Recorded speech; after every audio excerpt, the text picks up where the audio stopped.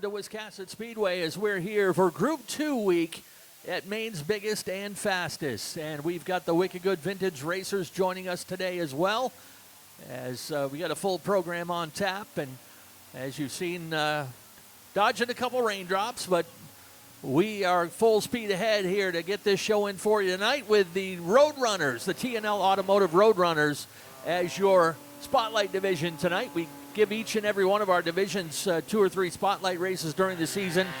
The Roadrunners last year were a flex class. This year, they have taken the place of the Outlaw Minis as our 4-cylinder division here on Group 2. So it is 10-lap heats and a 30-lap feature tonight for the Roadrunners. This is the first of 2 heats. We have the one and only, the incomparable Jarity at the point in car number 71. To his outside to be the 75 of Skip Meservey. Tyler Field is in the 78. Jesse Lyons in the number 77. Then comes the 57 of Jason Meservey. Carl Conan is in the 7. Logan O'Done in the number 27. Kerrigan Glazier in the number 99.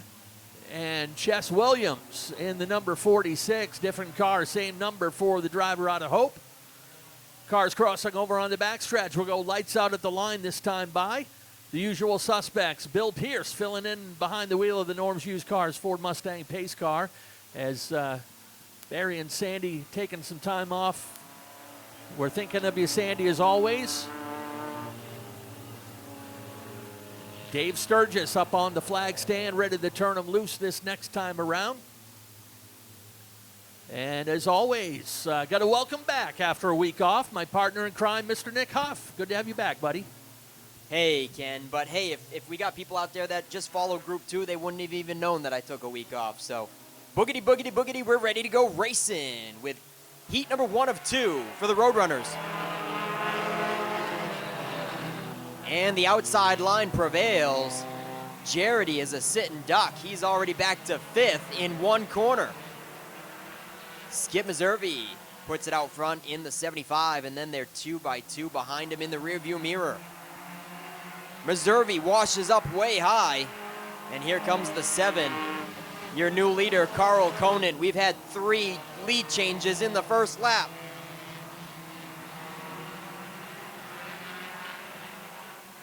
Carl Conan, followed by Kerrigan Glazier, and the 77, Jesse Lyons, now your top 3.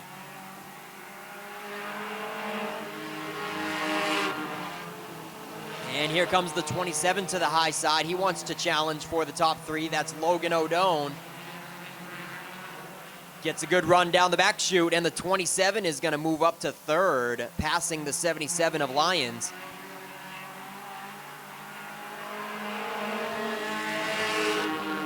Logan O'Done looks pretty stout.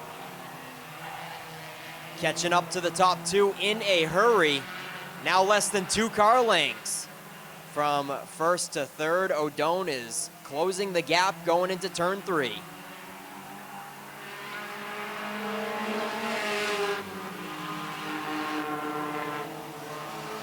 Now the 46 up to 4th of Chess Williams. Jesse Lyons makes up your top 5. We're going to see halfway flags this time as we've got a battle for 2nd place with O'Done moving to the top side.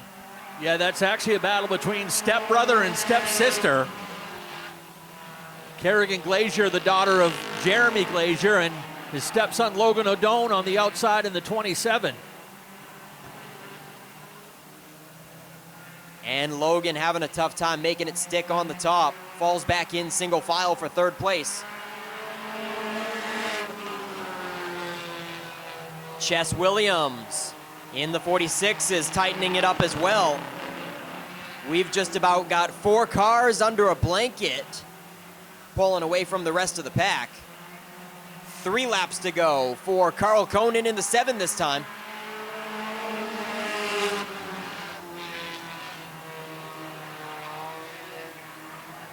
To the outside once again. Logan O'Done has a good run this time down the back chute. Might be able to make it stick this time. He's got a nose advantage on stepsister going into turn 3. He's gonna easily take 2nd that time, but he's not done yet. He's working on the lead. puts a fender to the outside of Carl Koenen with 1.5 laps left. Koenen has got some company for the top spot. There's a little bit of smoke from somebody locking up the brakes. They're giving it all they got for the lead. White flag is in hand. We are dead even for the top spot. Oh, but Koenen washes up high going into turn 1 and makes Odone have to check up for a moment. Odone with a nice comeback down the back chute. He has been awfully strong on the straightaway power. Checkered flag waves this time. It's a photo finish coming to the line. Oh, man. Who is that? NASCAR Kyle Larson out there? That was a close one. Yeah, the margin of victory, not quite as close as Kyle Larson and Chris Buescher had, but 4/1000th of a second at the line. Carl Koenen in the 7 is your winner. Good job from those two guys putting on a good race up front, right down to the wire. Roadrunner Heat 2, brought to you by Chestnut Automotive, coming at you. Another 10 laps for these guys. And the outside looks to prevail once again. Well, for a moment. Into turn 1, the 02 had the advantage, but coming out of turn 2, it's the 7X Dylan York pulling away. But we've got one almost coming to a stop at the top of turn 2. Yellow's gonna have to come out. And that's for the 28, Kevin Greenbog.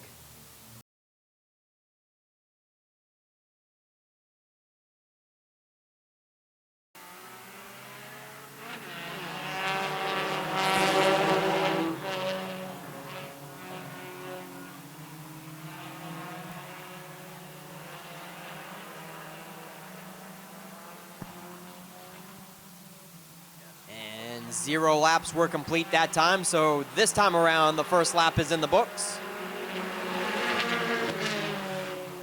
Just about 3 wide going into the first corner.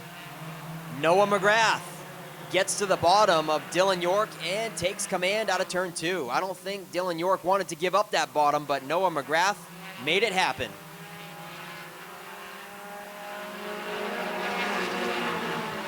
And here comes the opening day for Group 2 winner, the 5, Kyle Enman. We've got another skirmish in turn 2. Everybody stays clean and clear, but we've got one sitting backwards. He's gonna whip it around and keep it rolling. Nice job by the 7X Dylan York for keeping it green.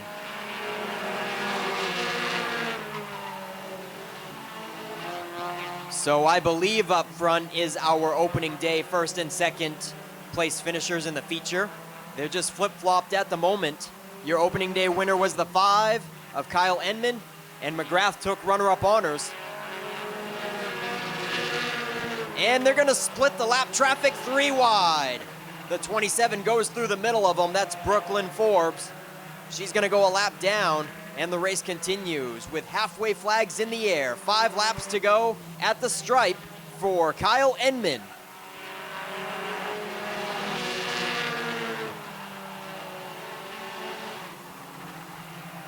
Once again, Kyle Enman was the opening day Roadrunner Group 2 feature winner, and he's looking stout as usual, pulling away from Noah McGrath as we speak. About 5 car lengths separate them now with 4 laps left. Noah McGrath holding down second with some pressure from Chip Farrington in the 0-2. Chip Farrington is definitely no slouch to Roadrunner feature wins.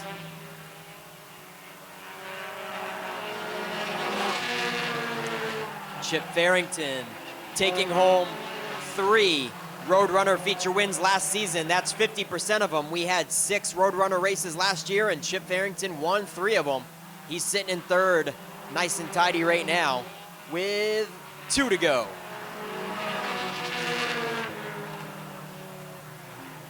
Brooklyn Forbes in the 27 goes another lap down as your top 4 make it through clean and clear. Rounding out your top 4 is Cooper Beaulieu, the rookie in the 5X. White Laundry is out for Kyle Enman.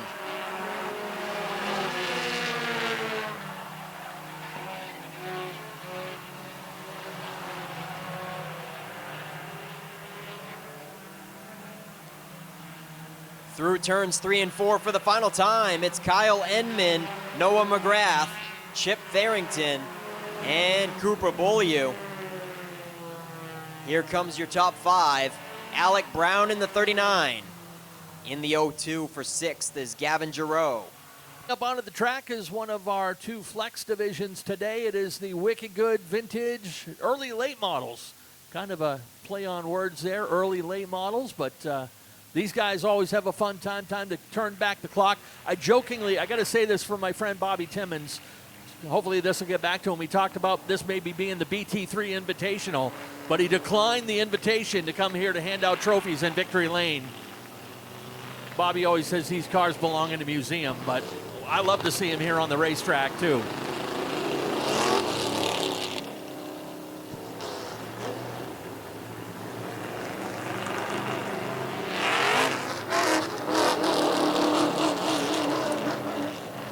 Yeah, Ken, did you see Bobby is actually racing somewhere else, or else I'm sure he'd be thrilled to be here. But he's on steering wheel safety duty today. He's got a zip tie strapped to his steering wheel. I don't know if you know the inside joke behind that one.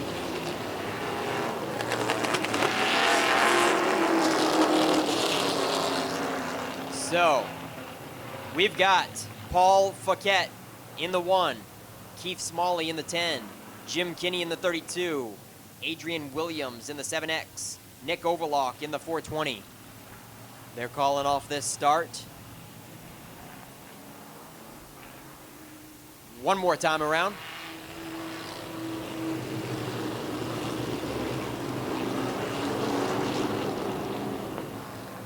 So we've got Nick Overlock in the 420, Dave Foster in the 151, Ben Overlock in the 19, Addison Bowie in the 82, Chris Ogilvie in the 55, Norm Judkins in the 9, Bobby Simons in the 282, Parker Long in the 87, and Doug Lalemi in the 74.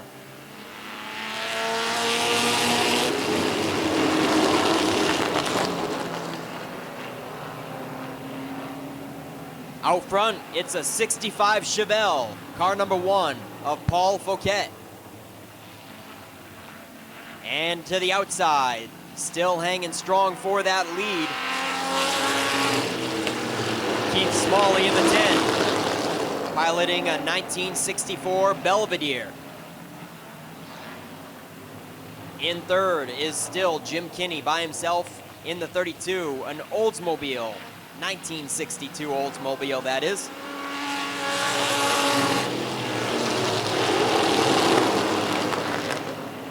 Very surprised that the 420 is not piloted by Keith Smalley. That is usually his typical ride, but Keith Smalley is currently your leader in the 10. So the 420 is your top 5 sitter of Nick Overlock, but he's got challenge to the high side. The 55 of Chris Ogilvie cracks the top 5 around the high side of Nick Overlock.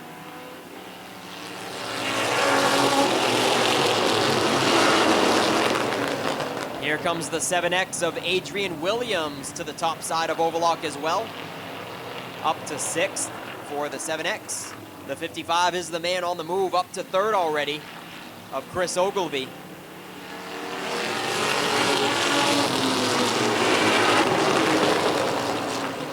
Halfway flags are out, 5 more to go. And these guys are like a couple of magnets up front, side by side for the top spot. They have been going too wide the entire distance so far.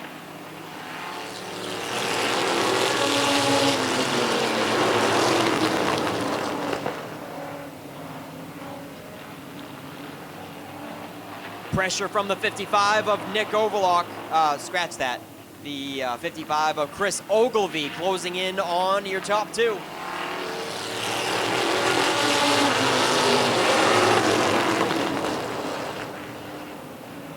My, we've got a race brewing. Still nose to nose for the top spot, and Chris Ogilvie waiting to see which lane progresses. Addison Bowie in the 82 out of nowhere catches your top 3. A lap and a half to go. 4 cars under a blanket. It's a barn burner in the Bobby Timmons Invitational qualifying.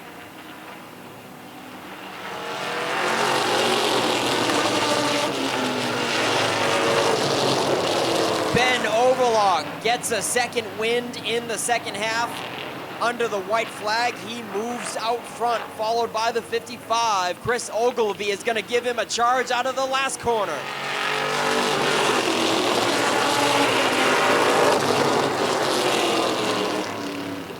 But it's now time to go to the top shelf here with Group 2, and it's time to bring out the Wood Pellet Warehouse Late Model Sportsman. This is the first of 3 heat races tonight for the late models. As Nick mentioned, their final tune-up before the $15,000 to win Coastal 200 in 2 weeks.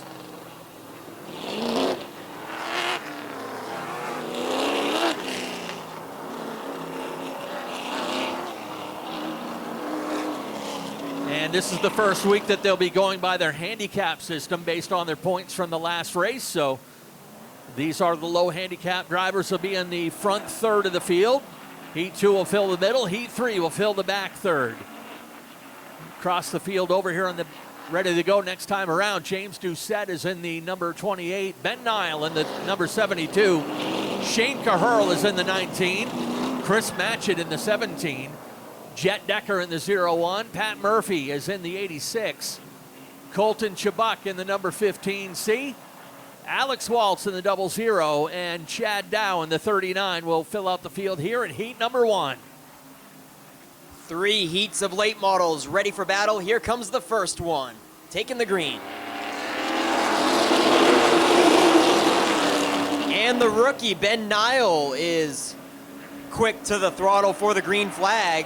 He led through the first corner, but the 28 is a veteran of this raceway and quickly reclaims command. James Doucette. And Ben Nile throws anchor as they go around 3 wide to shuffle him backwards. So it's James Doucette, Shane Caherl in the 19, and Jet Decker, your top 3.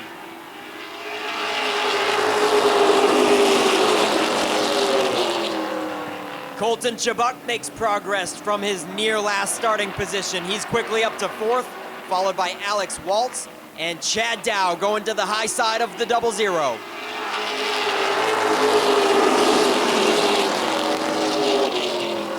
Too wide for second place.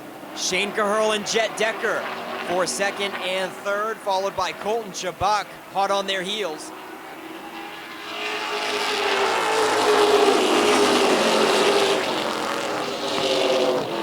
Chad Dow gets to the bottom of Alex Waltz, and now Dow goes up into the top 5 in car number 39. Halfway flags are out, 5 to go.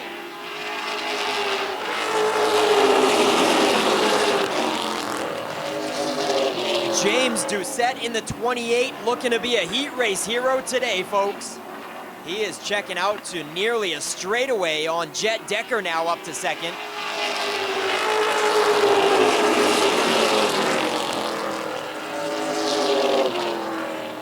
Jet Decker pulls away from Shane Caherl, and Colton Chabuk looks to the high side of the 19 for third.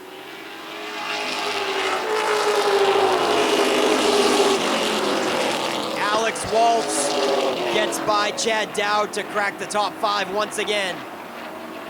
Colton Chabuk having not much luck to the high side of Caherl for third.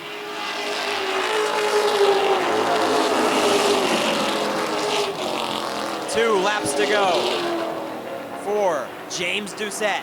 Looking to be a heat race hero today. I don't believe he has a late model checkered flag to his resume.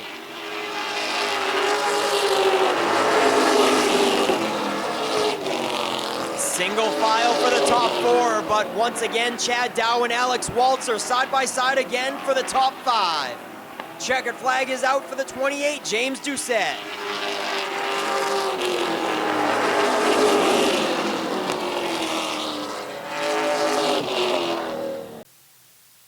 We said 3 heats here in the late model Sportsman. And then following these guys, the Wicked Good Outlaws will be out here. Again, these guys lining up by the handicap system the rest of the season, which is based on their points. Only one other race to their credit, so it's basically how they finished with heat and feature points 2 weeks ago.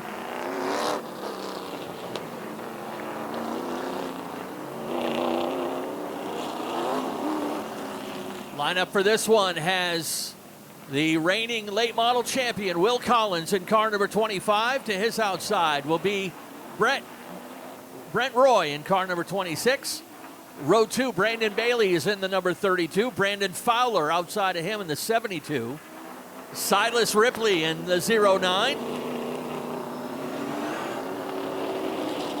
To his outside will be the number 78 of Tiger Colby. Former champion Josh St. Clair in the number 14, and to his outside will be the number 24 of Jonathan Emerson. And on top of the most recent practice speed charts, it was that pole sitter, the defending late model champion, Will Collins. He's going to bring him to green. And he's quick to the throttle. The 25 quickly clears Brent Roy, followed by Brandon Varney. Boy, that 32 looks stout. He's already looking to the inside of Will Collins. Brent Roy gets all out of shape going into 3. The 26 of Roy got down in the dirt going into 3. A couple of cars split around him going 3 wide. We've got a yellow, maybe because of dirt on the track.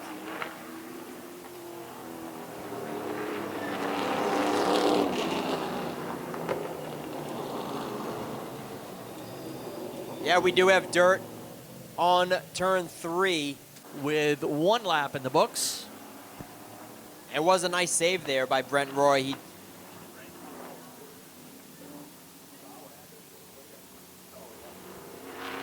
Brent Roy, he did hit the dirt, got pretty sideways, and drifted through the corner, held on to it, but not after losing a spot to Silas Ripley in the 09. Ripley went from 4th to 3rd in that mishap, and also a nice save as they briefly went 3 wide. Brandon Fowler had to take evasive action and avoid, and went way high, unfortunately falling back to the rear. We're green once again, and Will Collins quick at the drop of the green. No laps complete. This time they'll complete the first of 10.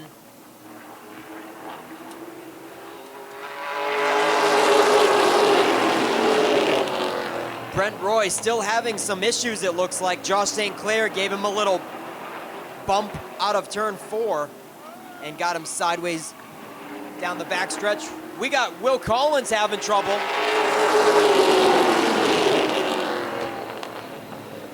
Maybe I missed something. I'm not sure if Brandon Varney had a piece of that, but Will Collins got all out of shape out of turn 4, and he's fallen backwards in a hurry. Now back to 4th.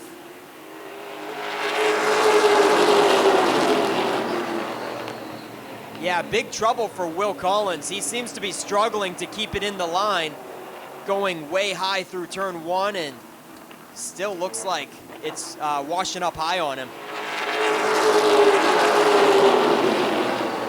So we are halfway, and Brandon Varney is your leader, now racing out of the Sprague family racing outfit in that car number 32. Silas Ripley follows up close. These two are the class of the field for this heat, as Brent Roy is in defense mode, trying to hold off Josh St. Clair, as well as Jonathan Emerson in the 24. They're all bumper to bumper. Josh St. Clair finally tries to go to the high side. He says, the laps are winding down, I've got to make something happen. And he looks to just about clear going into 3. St. Clair up to 3rd. Nice move by Josh St. Clair. Passes Brent Roy in 1 corner. More trouble for Will Collins. He's going to drop off the pace and likely head pit side now.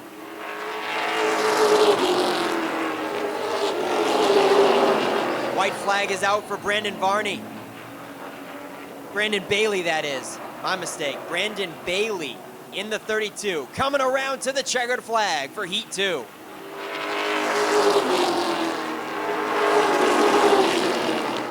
And this is your third and final heat. These are the high handicap drivers, including your top three from the most recent race.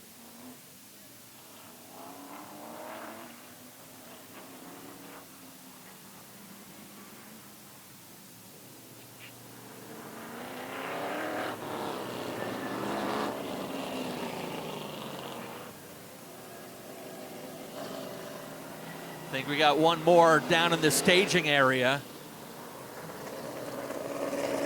One more in the staging area that's going to need some assistance to get out here, but we'll let you know who's out here so far. Chris Burgess in car number 47, former top three finisher in this division. Then comes Ryan St. Clair, the number 51.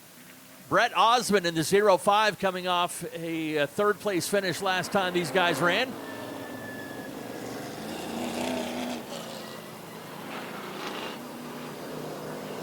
One driver that was scheduled, well, there he is on the backstretch wall, the 21 of Shane Clark. He was the runner-up on opening day, and they've been fighting some mechanical issues on that car for much of practice. He came out for an extra 5 laps at the end of practice, and it still wouldn't work, and he looks like he's having some troubles again.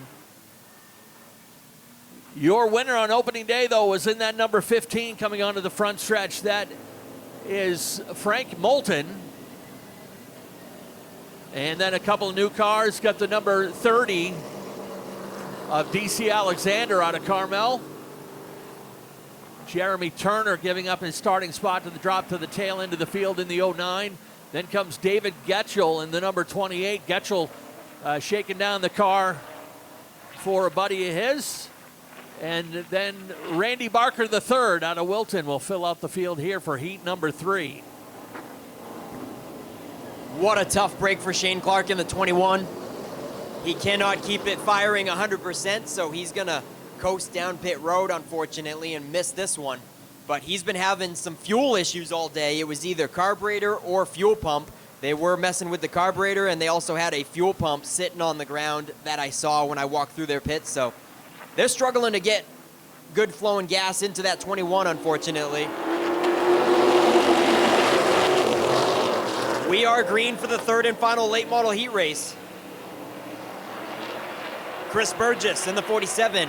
Ryan St. Clair threads the needle across the 05 and gets to the inside.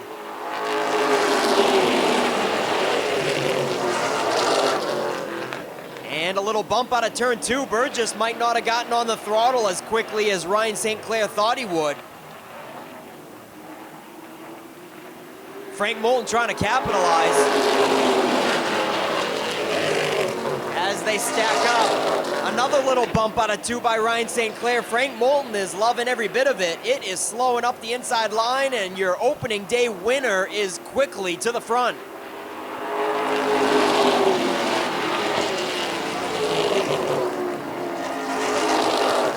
Brett Osmond to the outside as well, trying to follow Frankie Moulton up through. Moulton clears Burgess for the top spot.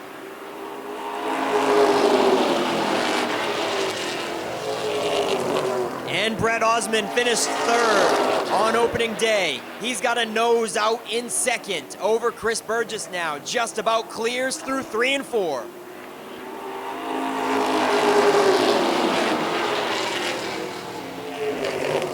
Five laps remain.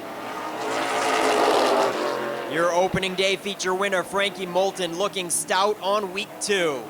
Brett Osmond up to second. And now Ryan St. Clair tries the outside.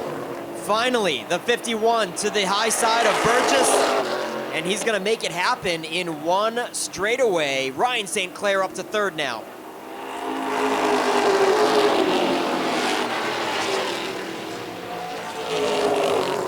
Chris Burgess back to fourth, and rounding out your top 5 is the newcomer for the season, DC Alexander in the 30.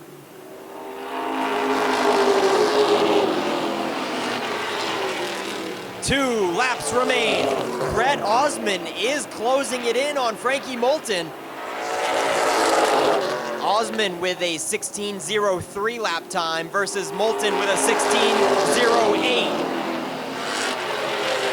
Oh, and that time, Frankie Moulton was 16.1 versus 16.0 for Osman. Osman slightly faster, looks to the high side, but the checkered flag flies.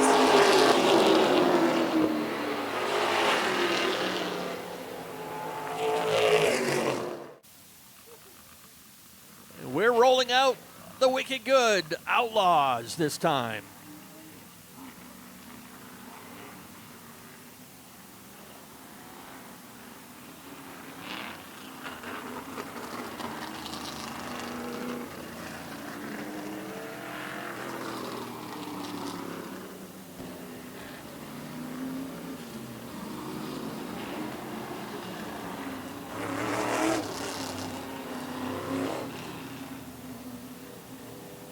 And it looks quite resembling of an SK modified race out there with these guys. We've got Jamie Young in the 13 on the pole with the 66 of Matt Ghostly to the high side.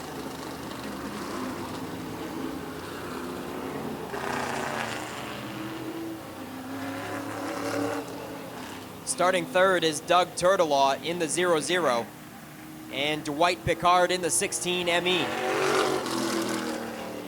Row 3 will have Doug Pickard in the 61 ME, Skip Decker in the 94, and Ed Hughes in the 0.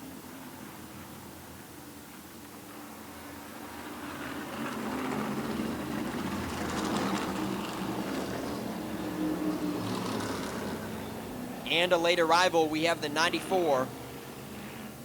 Yeah, that's Skip Decker. All right, he's pulling up a couple spots to his proposed position. We still got one more round while they figure out that starting lineup. And these are the Wicked Good Vintage Racing Association Outlaws.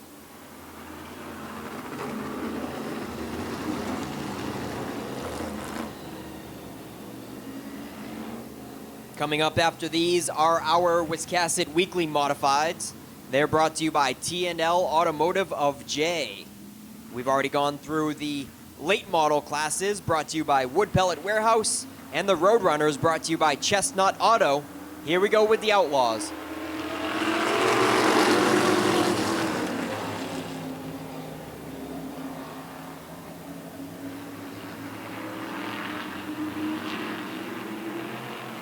Jamie Young in the 13. That's a 1979 Chevy Cavalier modified.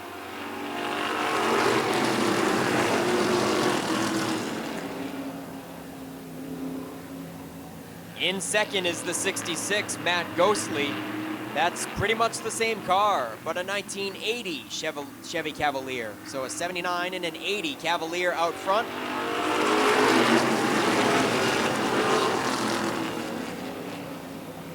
Never knew Cavaliers were so fast. All those times that those were the hot ticket when I was in high school. They weren't quite this fast.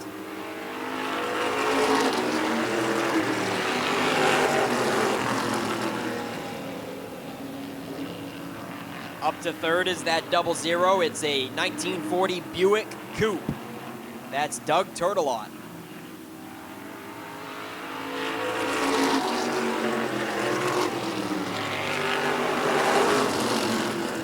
And the Pickard boys are battling for fourth and fifth.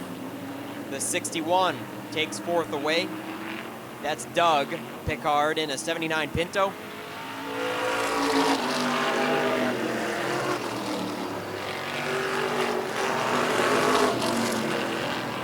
And then for fifth is the 16, a 79 Chevy Vega. That's Dwight Pickard.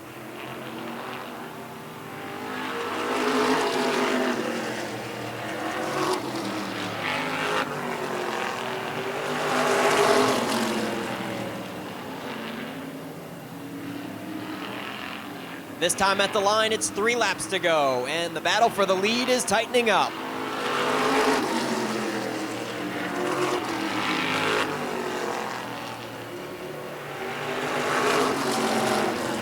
Jamie Young and Matt Ghostly, the class of the field. Now less than a car length between them as they come to 2 to go.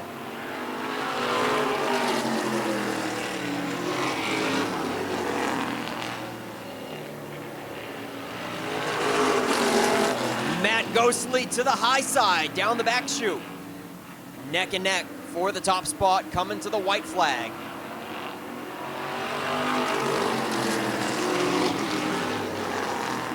Up in the marbles he goes. Matt Ghostly in the 66 gets a bad first corner entry and loses ground on the 13. Jamie Young, looks like Young is gonna take this one, coming to the checkered flag.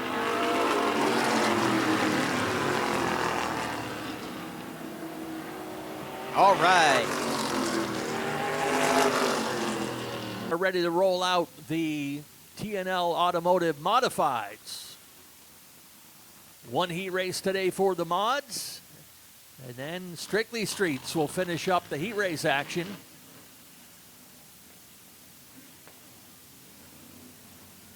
Folks, don't forget to, we've still got like 70 laps available in the Coastal 200. We got to get those things filled up. It helps add to the purse of our biggest race of the year. Go see Robin downstairs at the souvenir booth. Each lap you sponsor in the Coastal 200 will get you an entry for a bunch of fabulous prizes. A bunch of gift certificates to businesses that sponsor Wiscasset Speedway. I know one of the prizes is Skybox tickets to a Sea Dogs game with us a little bit later in June for racing night, and the grand prize is $1,000 cash. So go see Robin downstairs at the souvenir booth to sponsor your laps in the Coastal 200. Lineup for your modifieds has got Jeff Meserve at the point in the 44, Faith Cleaves in the 89, Reed Reno is in car number 77. To his outside to be Brian Treadwell in the 48. Chuck Colby is in the number 87. To his outside, the opening day winner, Adam Chadbourne in car number 1. Scott Tucker in the number 79. He was a member of the Wicked Good Vintage Racers. Not sure if he's still racing with them now, but racing regularly with our modifieds. And to his outside, in the number 8, is Doug Phillips.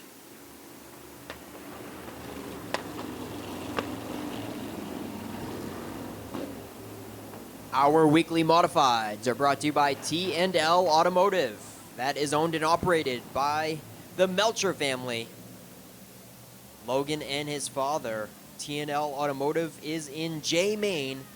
Make sure to check them out for all your automotive repair and service needs.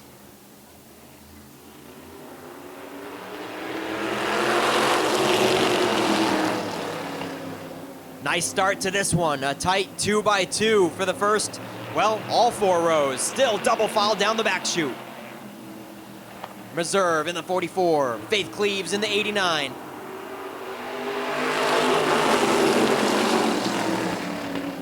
Faith Cleaves starting to fall victim to that outside line a little bit as Reed Reno moves up to second in the 77. Cleaves finds an opening and gets to the inside.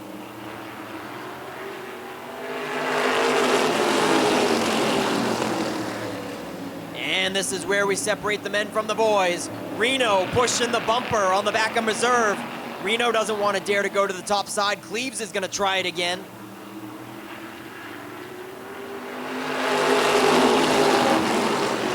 And this time, Reno in the 77 looks to the top. Down the back chute, door handle to door handle. Reno has the advantage going into 3.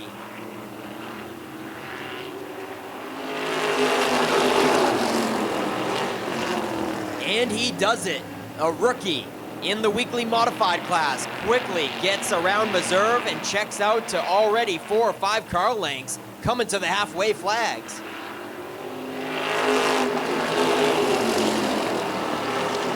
And now Meserve is in defense mode. They are stacking up behind him. Faith Cleaves to the bottom as she puts the 89 up to second, and Chadbourne follows on the inside in the 1.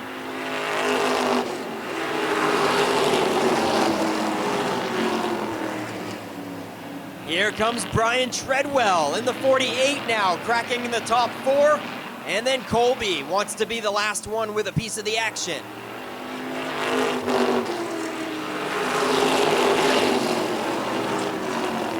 Reed Reno on a Sunday cruise now as they're all racing for second place. Adam Chadbourne to the top side of Faith Cleaves, your opening day mod winner of Chadbourne. The best he can do right now is second if this one stays green. A lap and a half to go. Chadbourne struggling with that top side. Faith Cleaves currently still holds on to second.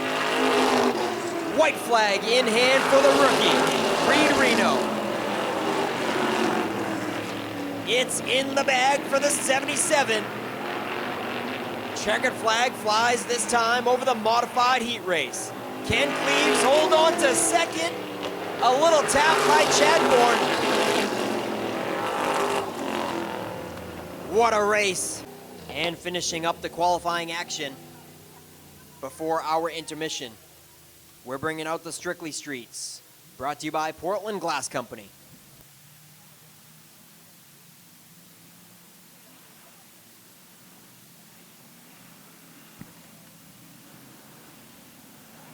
So it looks like we got 3 heats for the Strictly Streets once again.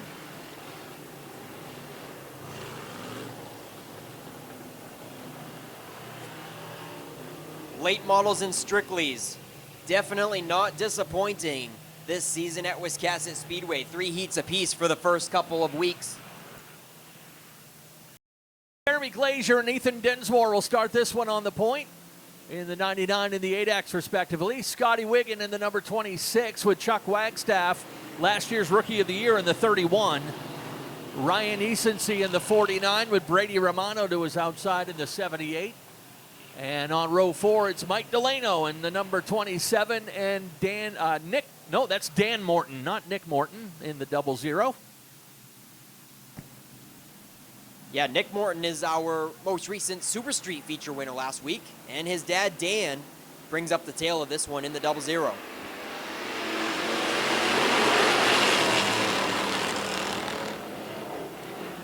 And we're green for the first of 3 Strictly Street heats. Jeremy Glazier pulls away in the 99. Ethan Dinsmore struggling in the 8X. Could not keep up with Glazier right off the bat. And looks like he's gonna fall victim to Scott Wiggin in the 26, moving up to second, as well as Ryan Easonsey in the 49, coming up through the bottom.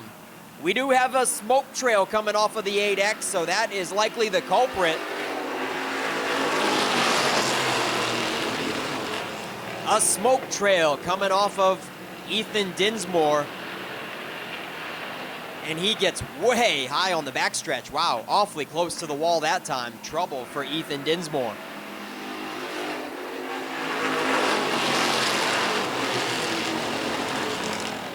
Jeremy Glazier pulling away. Leaving the race for second, up to Scott Wiggin and Ryan Easonsey, as well as Chuck Wagstaff wants a piece of the action in the 31.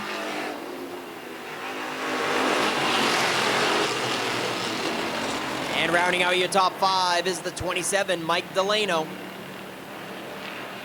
Chuck Wagstaff making the outside line work. He moves up to 3rd and likely is going to take 2nd here from Scott Wiggin.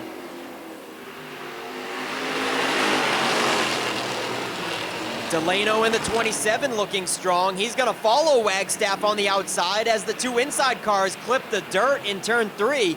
That's certainly going to slow down that line of Wiggin and Easonsey. Chuck Wagstaff looking stout in the 31 Monte Carlo. Quickly pulls away from the rest of the pack. And he might have something for Jeremy Glazier in the feature if they can have a race with each other. But as of now for this heat, I don't think there's enough time for Chuck Wagstaff to close it up on your leader. Back to that 3rd place battle. Mike Delano gets awfully high in turn 1 and he loses ground on the 2-car battle of Scott Wiggin and Easonsey once again. Ethan Dinsmore is gonna finally call it quits. That car has been smoking through the whole heat race, and he did bring 2 cars here that look identical. One's a Camaro, one's a Monte Carlo. So they're definitely trying some things, and maybe he can bring out his backup car for the feature. 2 by 2 for 3rd, 4th, 5th, and 6th. White flag has just come out, and Wiggin and Easonsey are side by side for top 3 honors. This one goes to Jeremy Glazier. Chuck Wagstaff takes second. And Easonsee sneaks one out of the final corner, the 49. Here comes heat number 2. This will set the middle of the pack. They'll have the regular 25 lap distance today. As we mentioned earlier on in the show, coming up on Coastal 200 Day, they're going to get a 35 lapper with an extra $1,000 in bonus money, $100 to each of the top 10 finishers in the race on Coastal 200 Day. Lineup for this one has Dale Lawrence out of Lisbon Falls in the number 2. Ashton Burgess out of Waterville in the 34. David Greenleaf is in the 58 out of Woolwich. Mike Haynes, former winner of the Strictly Shootout in the 67 out of Livermore Falls. Alex Cromwell is in the number 96. He races out of Westport. Caleb Emerson Maines, Fear the Beard in car number 4 car out of Richmond. Two-time champion Zach Emerson out of Sabattis in the purple number 23. And Landon Tapley in the number 25 will fill out the field here for heat number 2.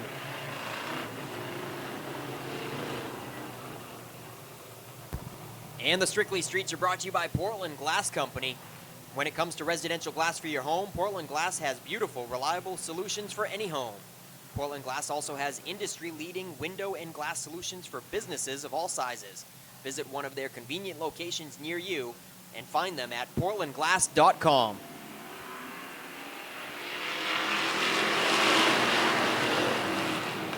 And from the outside, Ashton Burgess looks pretty stout right off the bat. Just about clears down the back chute. That 34 wants to get to the bottom, and he is just about ready to do so over Dale Lawrence in the 2.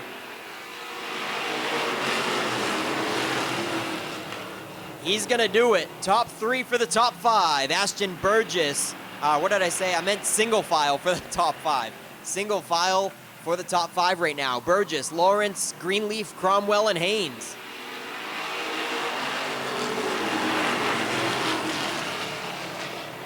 Now up to the top 5 is that purple number 23, Zach Emerson.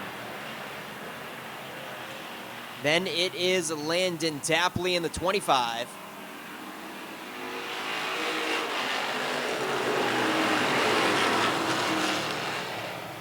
Ashton Burgess checking out from these guys. Lap times looking like 17.2. 17.6 for Dale Lawrence.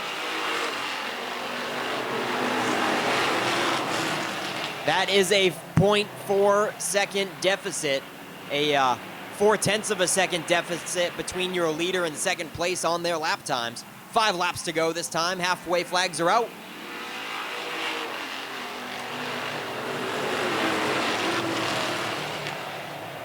Dale Lawrence, though, looks like he's quite comfortable in second. He's got a 17.5 lap time versus a 17.8 for David Greenleaf in that 3rd spot.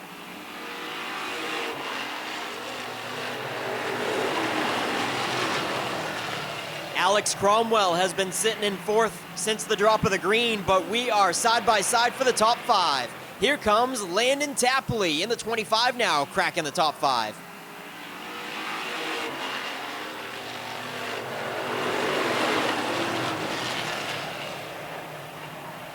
Tapley all over the rear bumper of Cromwell now, and Cromwell slips coming out of 2. Tapley quick to get to the bottom, and now they're 3 wide in turn 3. That is all it takes, folks. Cromwell just about loses 3 positions with 1 little slip up coming out of corner 2. White flag is out for Ashton Burgess, putting on a clinic.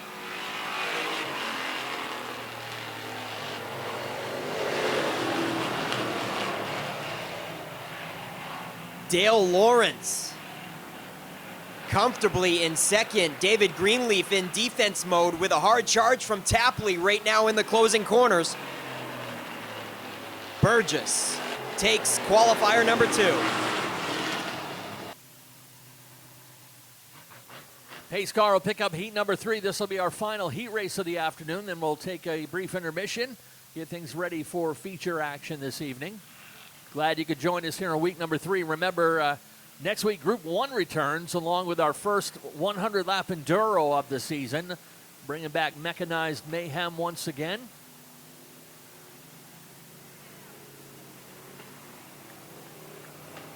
These are the top handicap drivers in the division, plus got a new car at the tail end of the field. Top 3 from the most recent race are in there. Couple new cars not able to answer the bell, but we'll go with what we have. At the point in the number 00 is Wade Kennedy, former Wildcat champion down at Beech Ridge. Our reigning Strictly champion is in that 08. That's Mac Hannon Jr. out of Washington. Scott Eck in the number 27. He is out of Lisbon. Then comes the Naughty 40, the highlighter. Runner-up in this race 2 weeks ago on opening day, and they were all chasing that red number 95, the Lightning McQueen machine, that is, of defending champion, or former champion, Josh St. Clair in the number 95. And Brandon Bourne in the number 31X will fill out the field here for heat number 3. As I said, we apparently had a couple cars not able to make it here for this last heat race. Joe Harriman in the 20 car broke during practice.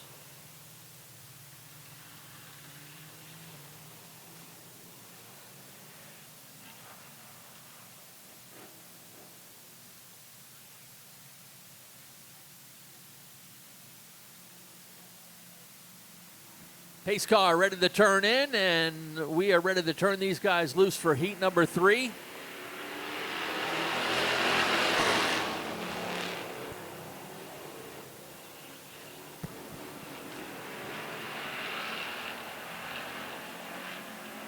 Nose to nose into turn 3. Wade Kennedy with a slight advantage this time.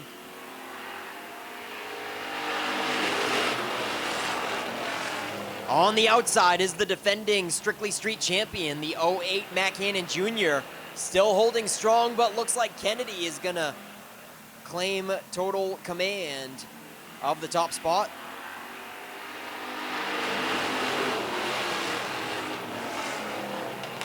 And Scott Eck brings it up alongside Mac Hannon. Scott Eck, an opening day top 3 finisher in the 27.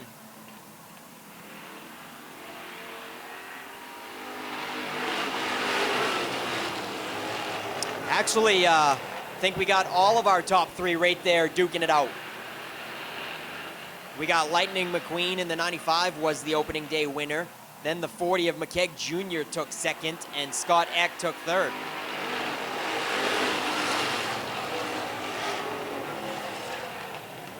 Wade Kennedy checking out in a different area code for this one. That patriotic number 00. Loves to see the distance between him and Mac Hannon Jr.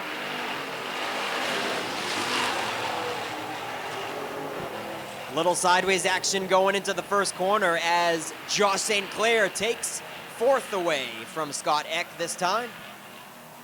McKegg Jr. looks to the top side of Mac Hannon Jr. for 2nd.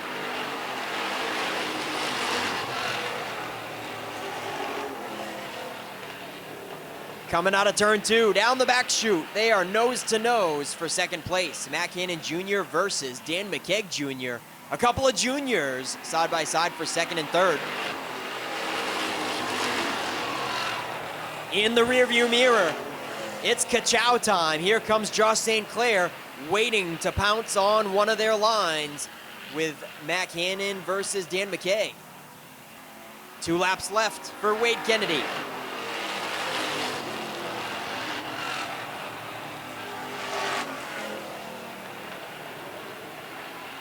Down the back chute, Dan McKegg Jr. has the nose up on Mac Hannon. White flag is out for Kennedy.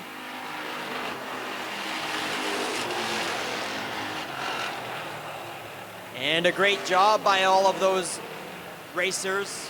I don't think they have touched one bit. No tire marks on either of their cars, racing side by side for 5+ laps. checkered flag is out for Wade Kennedy.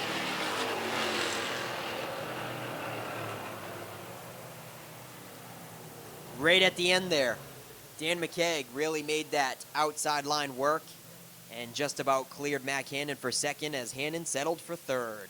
Dave Sturgis up on the flag stand as always. Turn 1, Mike Carlton. Backstretch, Sean Dickinson. And infield manager Roland Abbott. Turn 3 and 4 is Mike Warren.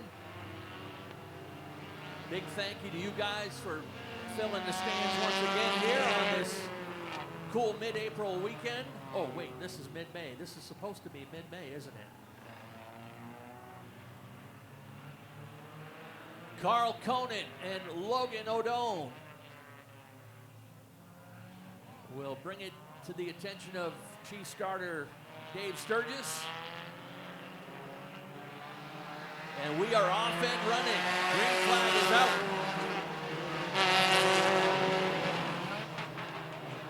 And this mad scramble into turn 1 has everybody scattering, and Jarity dropping anchor in the 71 and falling to the back, and we got 3 wide all the way back through the middle of the field.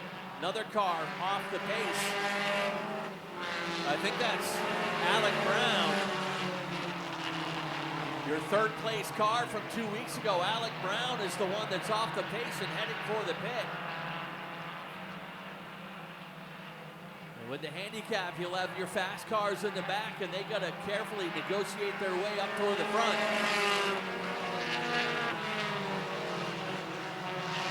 7X working his way through, rubbing fenders with Logan O'Done. And Chip Farrington takes advantage of that opening as well, brings the 0-2 up to third. Everybody chasing Carl Conan in the 7. Dylan York looking on the outside, drives around Carl Conan and into the lead. Gonna bring Farrington with him there to the outside. Farrington up to second, Conan shuffled back to third. Kerrigan Glazier, the young lady in the 99, doing a good job. Right there in the top 5. Oh, but then she tried to get back down in line, spins up across the track. She tried to get down in line and went across the nose of another car and did a good job to keep it off the wall, but couldn't get it straightened out, and a couple cars got together trying to avoid her. Again? I don't know, Ken, you were doing so well. Saturday nights with short track lights. Yeah, there you go. I love it. Love Saturday night short track racing. We're going to be kicking on those lights here pretty soon. And it's quite amazing that the Jordans have still kept it at $5 admission to see that big show. Usually for something like that, you expect to spend $15, $20 for a ticket, but right here it's still just $5. Amen to that. Let's go green. We're back underway. Dylan York and Chip Farrington back at it. York does a good job to shake off. Oh, Logan O'Done is off the pace. O'Done was one of the top 5 drivers from 2 weeks ago. He drops back several positions.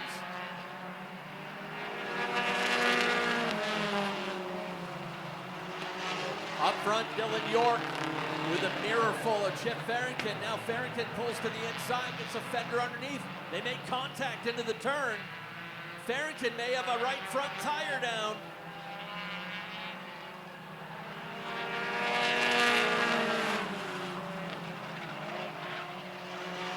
Tough break for Chip Farrington. Cut down a tire as he was trying to get by the 7X of Dylan York.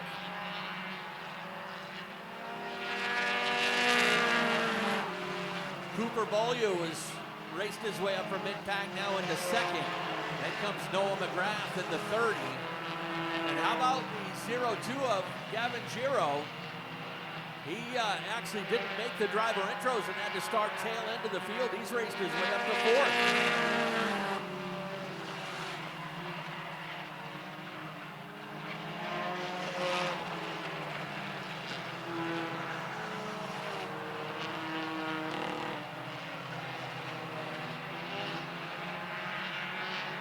These guys normally run a 20 lap feature, but as I mentioned, getting an extra 10 today.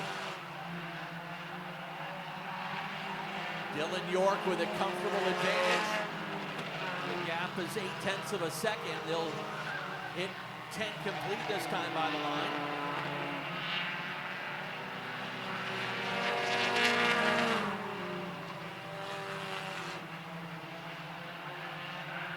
Noah McGrath biding his time in the 30 car, right behind that 5X. McGrath trying to grab another podium finish.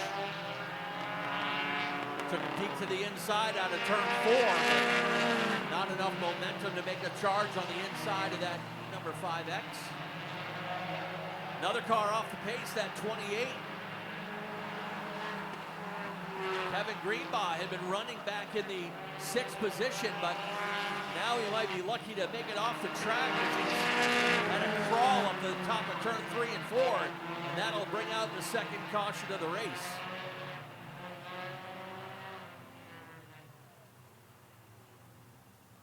Back it up to the last completed green flag lap. That puts us at 11 complete, and Kevin Greenbaugh stops up at the top of turn 4. Look forward to that. I definitely hope to see that famous blue and white 399 around the track. Growing up, all through my childhood, that was a very famous, always looked the same. He definitely made that car a symbol. All clear and ready to go once again. Up on the front row, Dylan York with a new dance partner on the outside. That's Cooper Beaulieu. Now Noah McGrath in the picture as well. Those 3 cars break away as they leave it up to the 02X and the 77 to fight it out for 4th and 5th. Problems for Jesse Lyons in the 77. Almost took Noah McGrath with him off the track, but I hear that 77 car sputtering down the backstretch.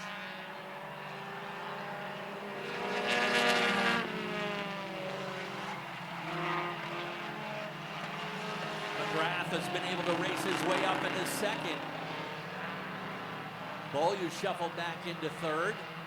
Then Gavin Giro all alone in 4th now. Carl Conan back up to 5th.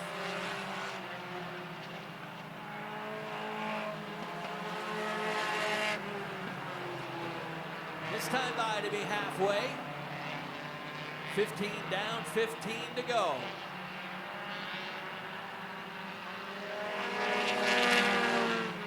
That 7X car definitely a bit free coming up off the turn 2 and turn 4.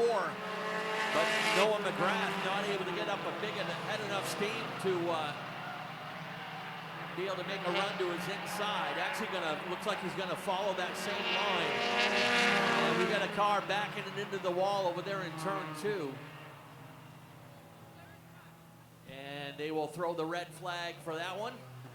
Anytime we have a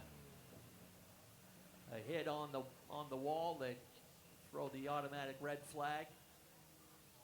That was the 57 Jason Meservey, and I saw that one start to shape up in the middle of 1 and 2. He started drifting sideways, and then it just caught, overcorrected, and off he went into the wall. It was a total single car incident.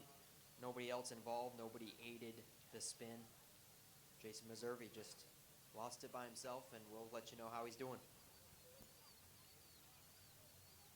Yeah, Mike Carlton letting us know that the driver is okay. All the safety gear doing its work. Jason Meservey a bit frustrated, though, was a single car accident, ends up backing it into the wall up there. And they're crossing him over. AC Towing gets Jason Meservey to the pits. And we're going double file again. We are just past halfway. Actually, we're exactly halfway. 15 laps in. There's still 15 laps to go. And the most recent laps, your 2 front row sitters had identical lap times, 19.2 between the pair of them, Dylan York and Noah McGrath. So we've got a barn burner shaping up right here for the second half. Dylan York in the 7, Noah McGrath in the 30.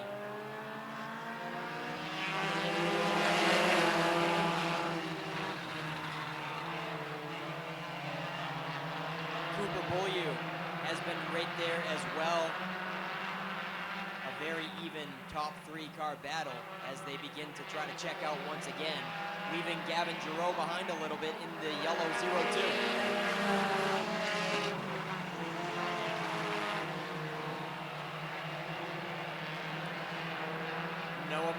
having a tough time keeping Beaulieu pinched down low. McGrath going into one quite often, drifts way up too high and scrubs off too much speed and momentum. So Beaulieu in the 5X is going to capitalize from the restart and move up to second again, but we've got one in the wall at the top of 3. This time it's the 75 Skip Meservey. Ken, do you know how they're related, Jason and Skip Meservey? I'm going to maybe say father and son, but they're both from Warren, so we had talked about, of course, the Coastal 200 coming up in a couple weeks, and next week, our first Enduro of the season, but the month of June not looking too bad. We're going to start off the month of June on June 1st with our first NEMA night of the season, as the NEMA Lights will be in town for their biggest race of the season. The New England Pro 4 Modifieds will be here in the month of June.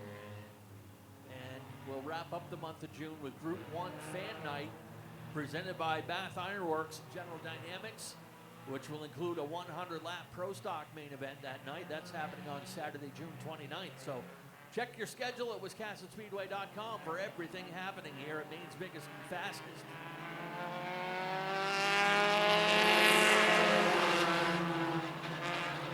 Back at it with a green flag, and Dylan York again up to the challenge in that 7X, looking stout. Not really running away, but in charge nonetheless. Beaulieu looks to the inside.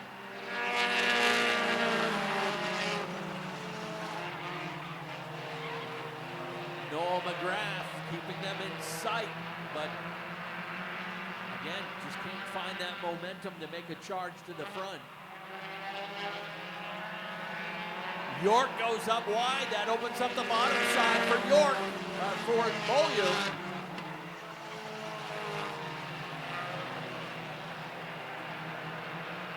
And now we are ready to head into bonus time. 10 laps to go this time by the stripe.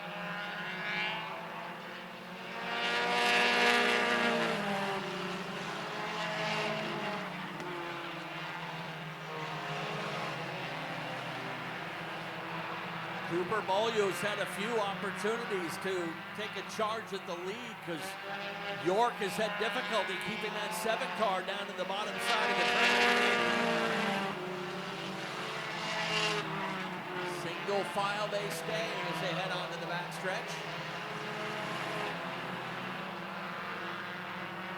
Noah McGrath, the only one of the regular suspects that have frequented victory lane here at Wisconsin Speedway. McGrath, the only one that has survived this race so far. Endman, the opening day winner, out. Farrington out. Alec Brown out of the race. Again, Beaulieu has a look to the low side.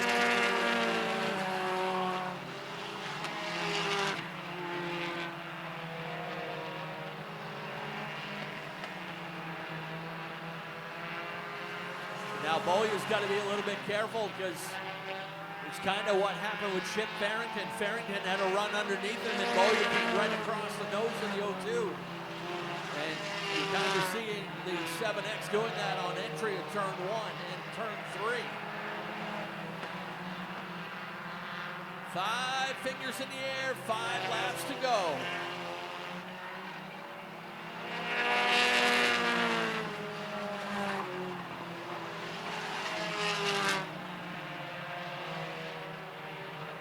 Some lap cars up ahead.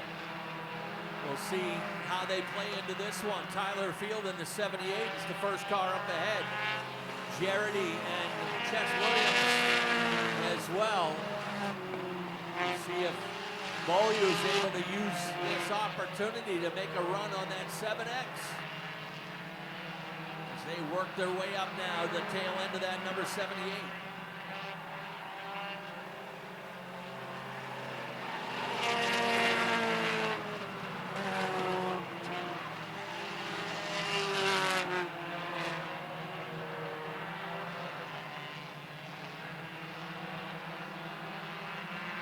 York using that 46 car as a pick, but opens it up again on the low side.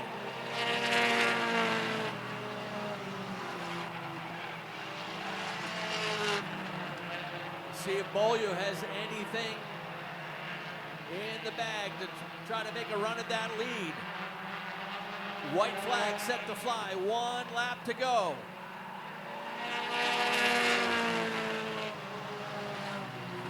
McGrath has kind of fallen back, but has a stranglehold on that third place position.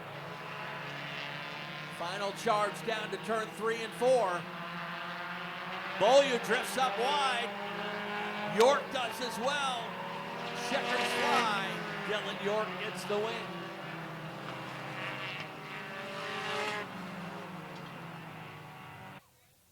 Now let's send things trackside. Nick Hoff's got your top 3.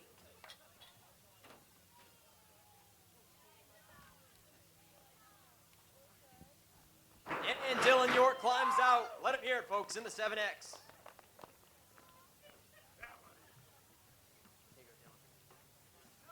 Yeah, you had your work cut out for you for sure. You like to come out of turn 4 pretty high, arc that front stretch, and I'm sure Cooper Beaulieu knew that was his only opportunity to try to sneak it under there. I saw him in the mirror the whole time. But You wore out that left side mirror right there? oh yeah. Yeah, for sure. Anybody you want to thank for sponsors getting you here? I got a whole list. First of all, my wife. I couldn't do it without her. Becky and Sal, Park, Ken, everybody. A few sponsors, Delano Seafood, Darren Scotta, Napa, Kim McCarr, Riley, Coastal Car Wash, Craven Nutrition, Coastal Locker Room, Abby Farrell, Kobe and Gale Service Station, C. Riley and Son, Here We Are, Coastal Nutrition, Salty Bliss, and Aim for a Guide Service. Thank you all the fans too. All right, Dylan York, glad to have you here. And then Cooper Beaulieu, definitely you guys put on a show, and I'm sure you knew that was your only opportunity, trying to get it underneath on the front stretch. Oh yeah, I tried, but I just couldn't get around him. And you guys raced really clean. You didn't bump him hardly any. I don't think you guys barely touched. Yeah, that's the whole goal. Keep it clean, and not have enemies. Good show. Anybody you want to thank on the 5X ride? Yeah, I gotta thank my dad, Weeks and Sons, Poppy's Place, Apple Electric, and everybody that helps me. All right, Cooper Beaulieu, folks. Glad to have the 5X here.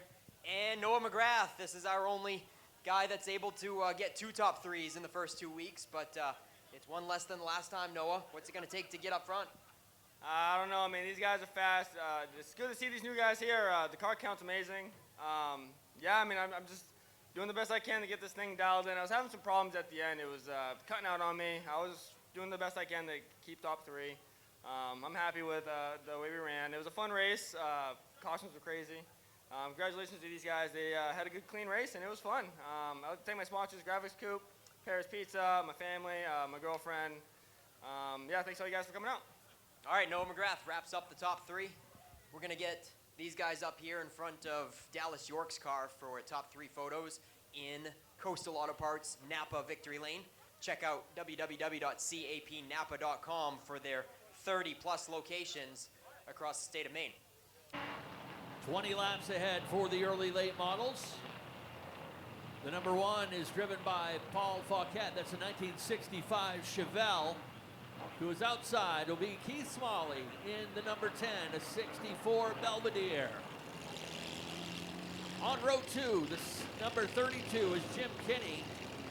He's driving a 62 Oldsmobile. Then the 7X of Adrian Williams.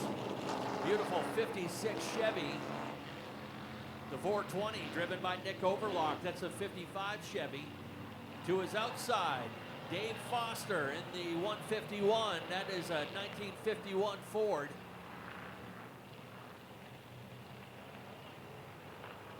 Chris Ogilvy in the 55 Chevy. To his outside, the 82. That is Addison Bowie driving a 57 Chevy. The number 9, Norm Judkins.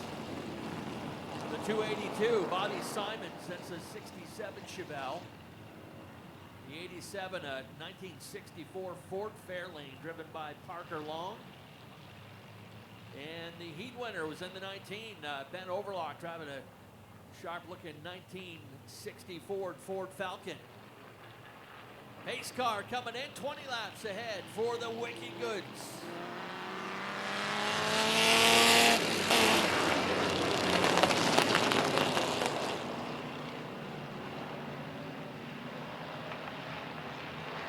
Good chance for these guys to stretch the legs on these old machines.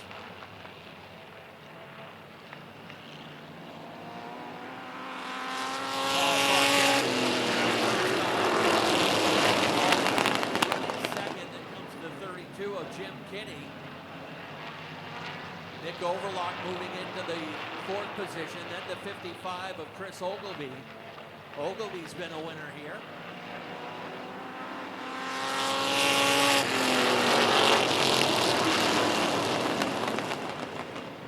We did not have transponders on these cars this year. Ran them with transponders a couple times last year, and these guys getting around the track at about a 70-mile-an-hour average. Not up to full speed.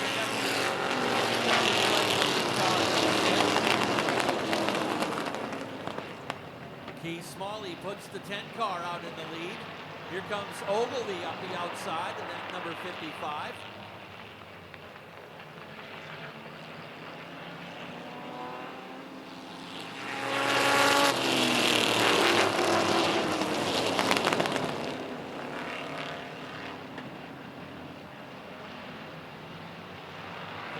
Bunching up once again as they go double file down to turn 3. Wicked Goods will be with us a couple times this season.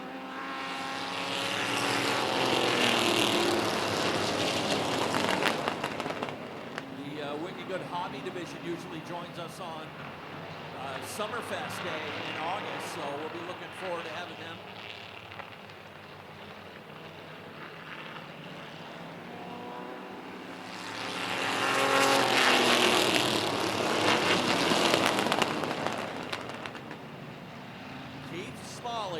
Leading the way.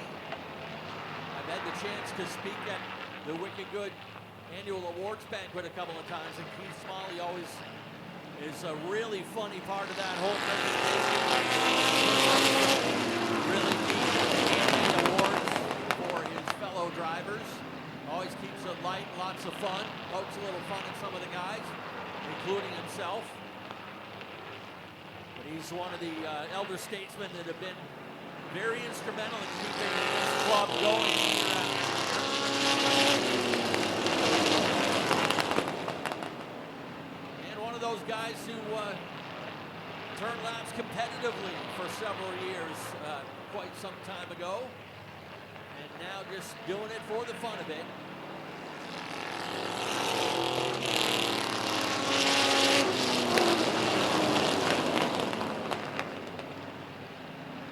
Three-car breakaway. We'll head halfway this time by. 10 laps down, 10 to go.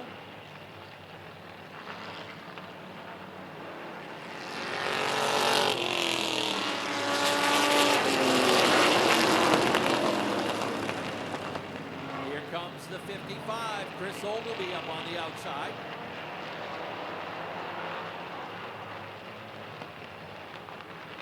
Another car making a charge up from the back of the field.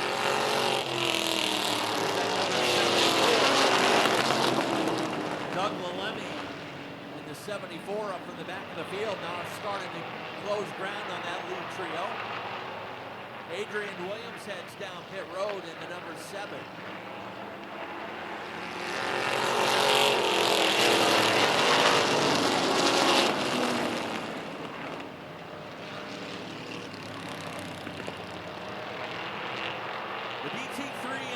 A little tribute to our buddy Bobby Timmons III. Loves him some Wicked Good.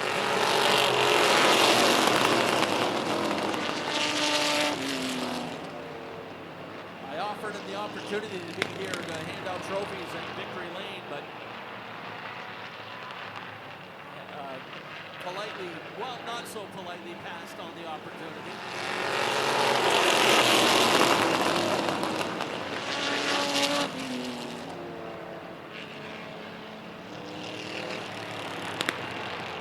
5 laps to go this time by.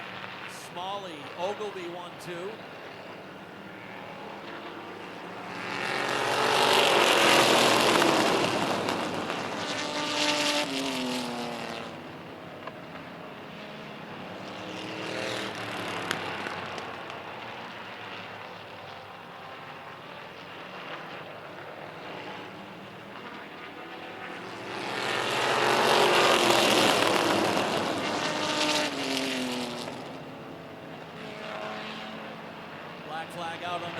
420. Driven by Nick Overlock.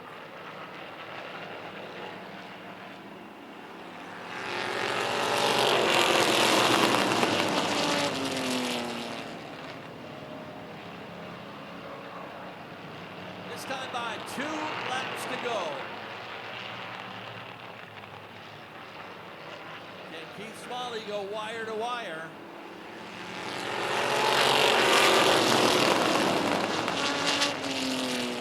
Ogilvy still right there on the outside. Lalemi in the 74.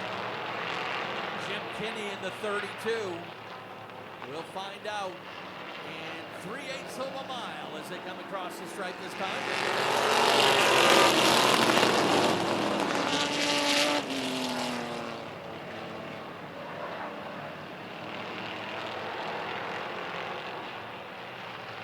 Final time down through turn 3 and 4. Checkered flag is ready to wave.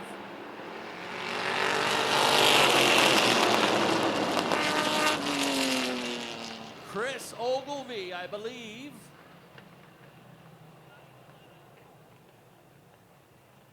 Ogilvy sneaks in to grab the win at the last moment in the 55. And let's send things trackside. Nick Huff's got your top 3. And Chris Ogilvy climbs out of that sharp number 55. Let him hear it, folks.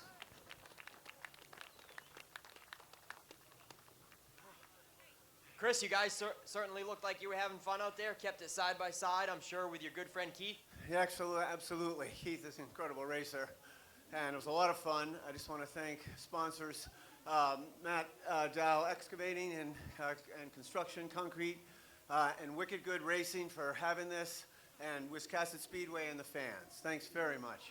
All right, Chris, we are so glad that you came out and had a good time. Now on to runner-up honors, a different car than what we are used to this guy driving. Keith, what is up with this ride? We're used to you in the 420. Well, my grandson couldn't come, so I brought his car today, and I let Nick Overlock drive mine. Geez, my hair look okay? Let me comb it for you. All right, man. Which one do you like better, this one or the 420? I like them all. I'm a 420 guy, of course, we all know that. But I do enjoy it. I love to do it. I'm with a bunch of friends that can't get no better. I would like to thank the track for having us here. Vanessa and Richard are awesome. I'd like to thank all of the fans.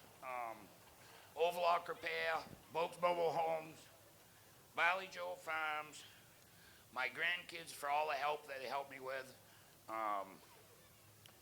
and my wife, and I appreciate it. We appreciate you, Keith. Great running out there. And third place, Doug Lalemi. Oh, Lalime. Sorry, I'm sure you did that to me last year. Doug Lalime, sharp-looking Chevelle. Did you have fun out there? You guys were side by side for third the whole time, pretty much too. Yeah, it was a great time coming from the back with these guys. They're fun to race with. Keith is always hard to pass because for some odd reason he makes them really wide.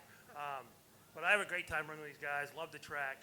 I'd like to thank Beach Hill Auto. They're my one sponsor, and we'll be back. Alrighty, Doug wraps up the top 3. We'll get you guys up here in front of the 55 for some top 3 photos. We got some cars fired up pit side, so they are barking at the bit to get them out here for the next class. And we're going to take some photos in Coastal Auto Parts, Napa Victory Lane. Hey, Nick, Check out www.capnapa.com for their 30-plus locations with Napa Auto Dealers. All right, Wood Pellet Warehouse late models set to go their regular 40-lap distance. One piece of housekeeping from the heat races.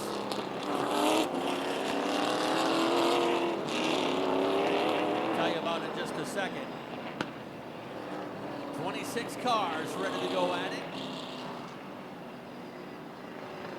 Running them through the speed dry up there in turn 1.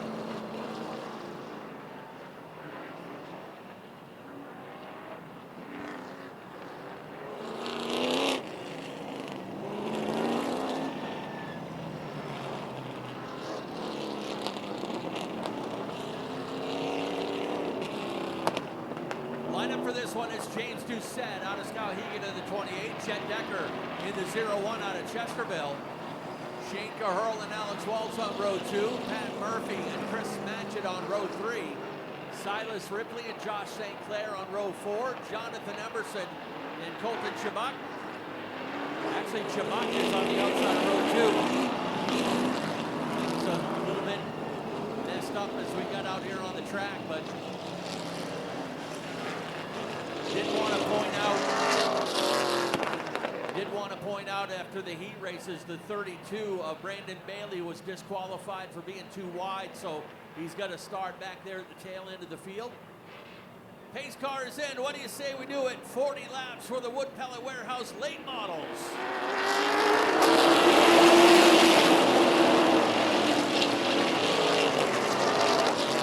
We are off and running. Chet Decker will pull him down into turn 3.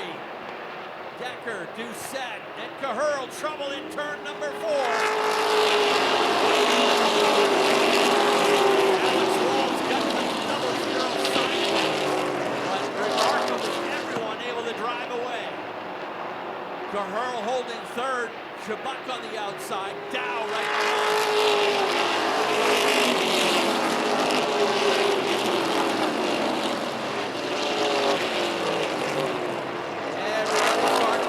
Sorted out, got one car starting to drift to the back of the field.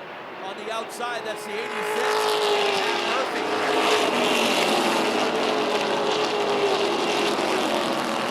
Christian Action is caught in behind that 86, and that outside line is starting to fall back. In the meantime, up toward the front, Chabak goes out wide to get around. Shane Caherl. Jonathan Emerson coming around the outside with him in the number 24. Then comes Chad Dow in the 39. Silas Ripley in the 09.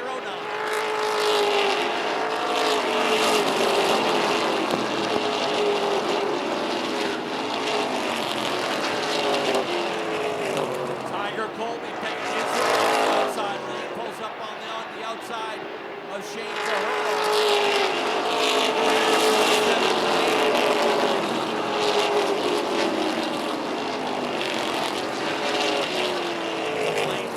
The side as we start to go under the lights here.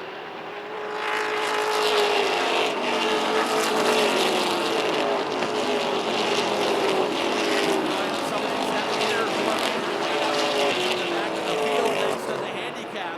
One of them is that 25 of Will Collins, the defending champion. Fellow champion. Josh St. Clair. Field starting to get strung out a little bit. With about a 3-car length advantage for the team. Emerson ready to go 24. He drives around. 50 Chabak now sets up on the outside of James Doucette. Jonathan Emerson. Playing nice last week. Now trying to make get it back here. He pulls up alongside Doucette for second. Passing flag out on the right. Randy Gardner the third.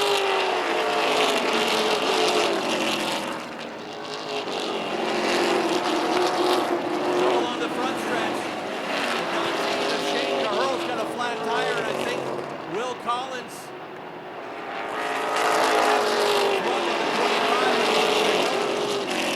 Caherl will head down pit road. Really close to bringing out another caution.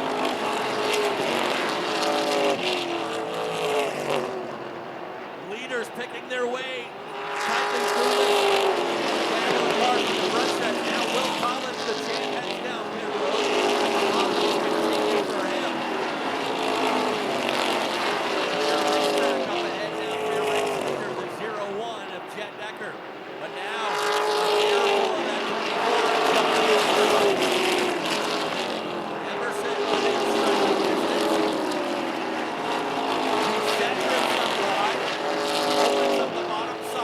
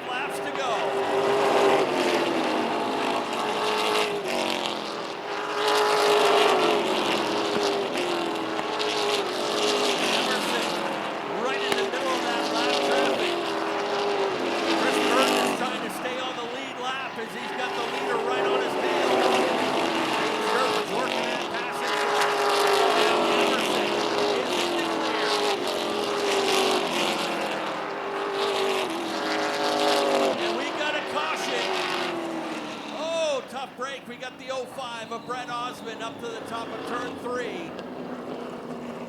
Lights go off on the pace car here at the line, and we'll go racing next time around.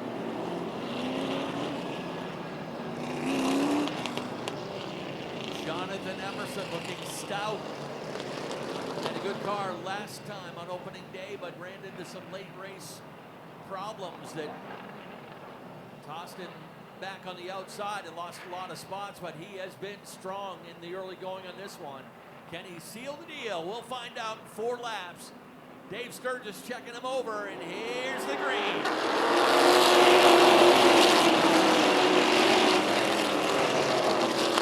As we said, Decker had a good short run car and shows a nose on the outside of Emerson. Shabak all alone in the 3rd spot. Ripley coming up behind him. Emerson takes the lead. Decker peeks to the inside. This time by 2 laps to go.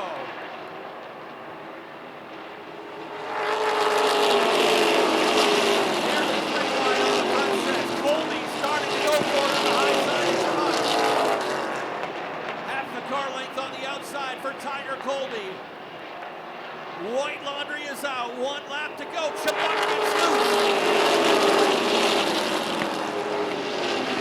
Good save from the kid at number 15, but gave away 3rd place. Final time out of turn 3 and 4. Checkers ready to wait. Jonathan Emerson gets his first late model win.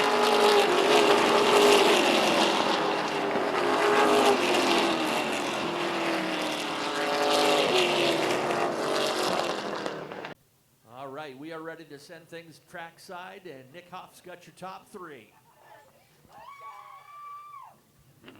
He's climbing out, folks. Let him hear it. He's so excited, he didn't even bother to take the helmet off. He is screaming and hollering with old dad in the in victory lane here. First late model career victory, and you definitely earned it. That caution came out, and I bet it had you a little nervous, didn't it, Jonathan? Oh my God, I didn't need to see that caution at all. You know how many times I've led laps and obviously lost it at the end? That's been a killer. I think we were the last ones to lead as many laps as we did and finally win a race. So I really like to thank Yankee Hardworks. They actually they bought the car. Portland Glass with Keith. My dad, huge thanks to my dad. Art for helping us this year. Ron for helping us on everything. Emerson's Garage, Jerry Merrill Carpentry, Emerson. Pilot Cars, he's the one that has the motor underneath the hood. Obviously, it's real good. Highland Green, Tick Patrol, John Thurlow Incorporated, Triple K, and ABG Heating and Plumbing. Jonathan Emerson finally seals the deal. What a race. And on to Jet Decker. Jet, this car looks a little different than the one you had, I think. Is it the same car or a different car? Same car. Okay. Then I think you changed something about it. But you didn't have a very good car on opening day. I don't think you even finished the race, did you? No, I pit it under green because it was so bad, but because I wanted somebody else to drive. But yeah, made it a little better today. Yeah, what was the difference? Pilot cross, I guess. Just to tighten me up, yeah. And you had one shot with that restart.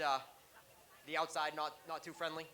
Yeah, actually, surprisingly, I didn't think I could hang on for that long, but surprised myself. I really didn't want to see that caution because I didn't think we would have anything, but tried to cross over there and just didn't hit my mark. So, but it's better, so I'm glad. Yeah, luckily the caution didn't ruin your chances at second, and if anything, all it did was make the race more exciting. So who do you want to thank in the 01 ride? RLH Enterprises, RB Performance, Randy Keach Auto, GCA Logging, Home Auto Group, Palmer Repair Technology, Avon Heights, BL Davenport and Sons Trucking. I have a bunch of people in the pits today. Justin Carcos, my father, my grandfather's going to be racing after me. Dylan Moultz, Alicia, Pete White, Josh, Kaiden. I bet I'm missing somebody, but I want to say hi to Atlas, who's probably going to be watching on TV a little bit later. All right, Jet Decker comes home with runner-up honors, folks. And the top 2 stayed unchanged after the restart, but this guy certainly capitalized. Tiger Colby got the pass with 2 to go on Colton Shabak. And you were really arcing it up wide over here. I don't know about the backstretch side, but you were kicking up the marbles, my friend. Hey, it seemed to go better. The farther I come out, the better it went. She was wicked loose in the bottom. I think the stagger must have grown way too much on me, but we've been fighting these tires. The new batch of tires she got from last year to this year are a lot different, so we've been struggling. It's only the second race out, so I think we did pretty good. Yeah, certainly, Tiger. Who do you want to thank for sponsoring the 78 ride? I got to thank, the most main, part of this team is my grandfather and my dad. I couldn't do it without them guys. They help me, all the time. And my main sponsor is Rhubar's Redemption. I got to thank B&S Video, Distance Racing's products, for building a badass car. I thank Colby's Auto Center and Tire, Red Zeets, and that's pretty much it. All right, Tiger. Colby sneaks one in with the late race restart to wrap up the top 3. We'll get you guys up here in front of Jonathan Emerson's car. Once again, Jonathan Emerson, first late model career feature win. Let him hear it one more time, folks. Yeah, youth is served here at Wiscasset Speedway. You got a third-generation winner. You've got a third-generation second place. And you got a fourth-generation third place here at Wiscasset Speedway and Coastal Auto Parts Victory Lane.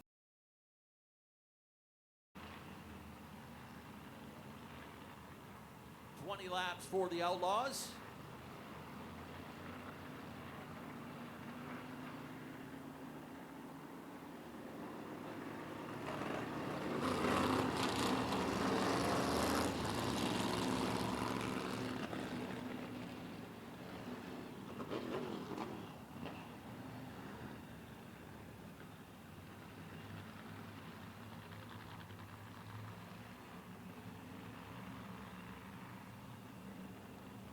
All clear and ready to turn them loose this time by.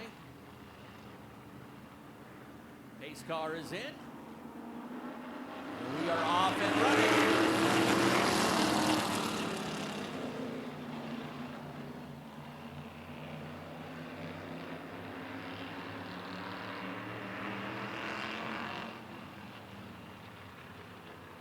Outlaws have had a couple rough races last year, looking to rebound here in 2024.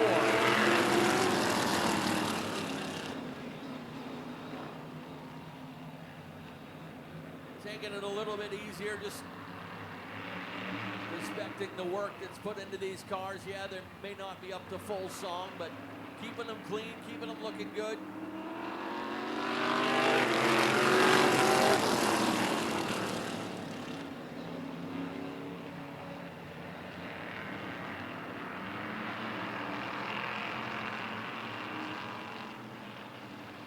Gosley leading the way in the early going.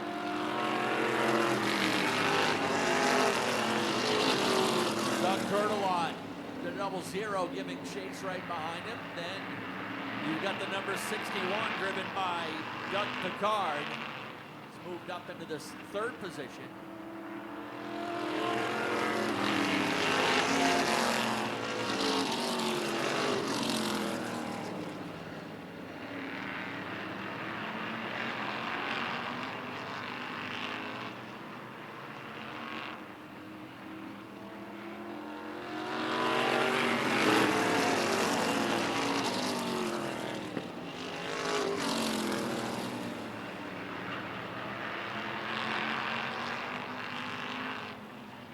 Trouble over there in turn number 1. It's the number 94 of Skip Decker that has spun around.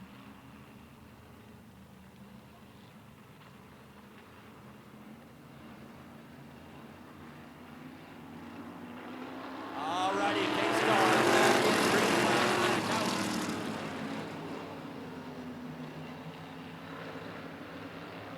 Doug Turtelot had a look at the lead, but up back in the hands of the 66, Matt Gosley. One of the Picard brothers rolling up the inside now. That's number 61 of Doug Picard.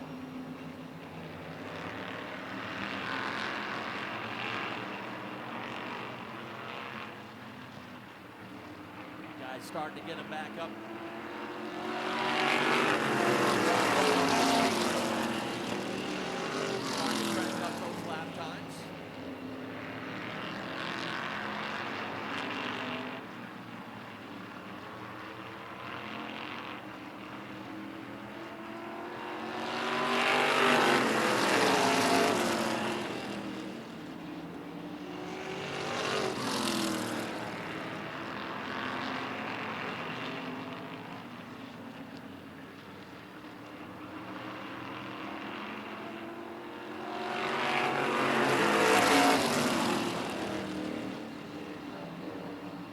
slide this next time by to be halfway. 10 laps down, 10 laps to go.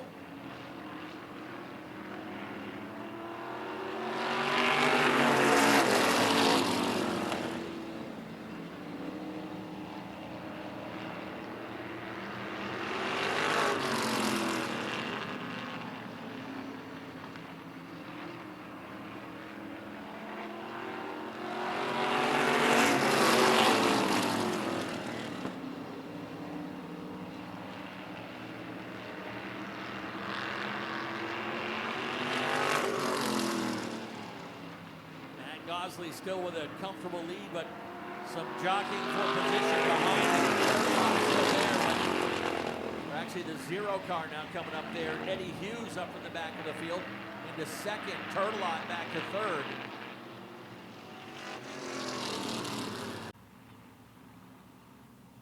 And the orange number 61 has been in the top 3 the entire distance, still sitting in third, Doug Picard. Let's go green.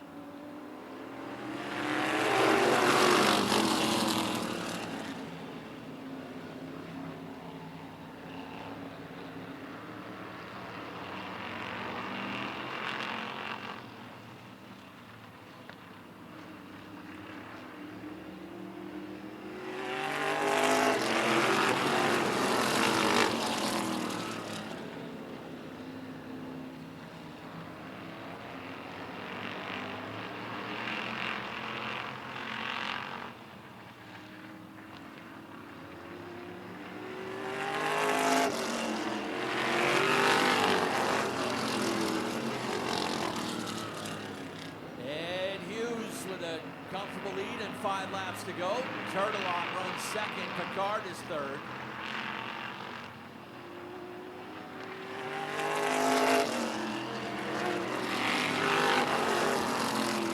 Looks like perhaps a couple team cars up in that lead pair.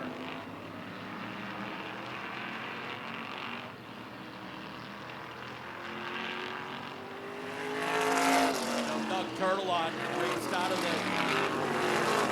Dwarf stable there for a while. Now running these Wicked Good vintage cars.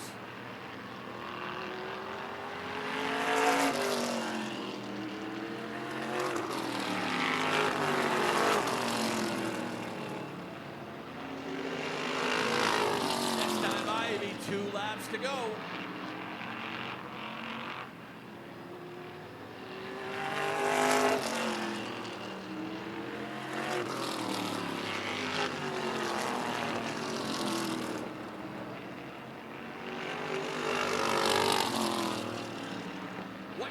Set to fly this time by. 1 lap to go, 3/8 of a mile.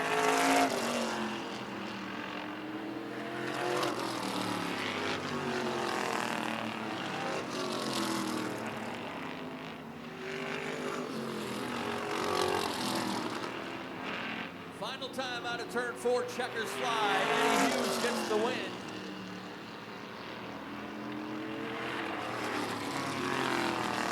Doug Turtelot will take second, just ahead of the number 61 of Doug Picard.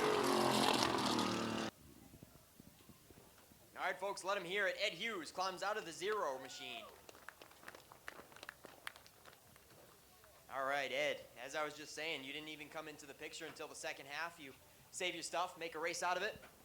Yeah, we just got this car Monday, so I was really trying to just feel it out and get used to it a little bit, and it thing drives itself. So I told myself I was going to ride in the back all day, but here I am. And what's the relation to Turtelot there? This is Doug's car, just a good long-time friend. He asked me to drive it for him, and I owe it all to him. So. All right, congratulations. Did you have a good time? A lot of fun. It was awesome. All right, here's that checkered for some pictures in just a moment. We'll move on to car owner Doug Turtelot. So, yeah, you own both these cars, and he wouldn't... Apparently, I give him the wrong one. Yeah, I'd say, or, I mean, he could have been nice enough to let you have it. He done great. You know, his first race, super. A lot of fun. These are a lot of fun. I'm sure this isn't your first race. I haven't raced that much, couple years, but, yeah. So this is the only racing you've done? Like I had, wicked good stuff? I had a pro stock here. I wrecked out here a couple times, so I'm almost 70, so I thought I'd scale back a little bit here. All right, well, we're glad you guys came All out right, thanks a lot. in full force. Anybody else you want to thank for sponsors? My wife.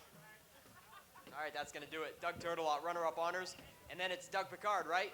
Doug, yeah, great job. Ran third pretty much the whole race. And, well, these guys had you covered in the purple and blue and black machines. Cars are stout. They are very good cars. Good drivers. And it's a lot of fun. These guys are great guys. That's what Wicked Good is all about, just for the fun of it. Anybody you want to thank for sponsoring the Orange 61? Yes, I'd like to thank Richard and Vanessa for having us here. Hopefully we put on a good show and everybody enjoyed it. B&W Automotive in Lisbon Falls, they've come on board with us. So outside of that, it's just me and my brother. So. All right, we're glad you guys came out and had some fun. We'll get you guys up in front of the Zero Ride for some top 3 photos in Coastal Auto Parts Napa Victory Lane. They've got over 30 locations across the state of Maine. Check them out at www.capnapa.com. Coastal Auto Parts Napa Victory Lane. Back up to you, Ken. They look like they are anxious to go. Dave Sturgis ready to turn them loose. Bill Pierce will take that tight turn into the infield, and here they come. Green flag is out.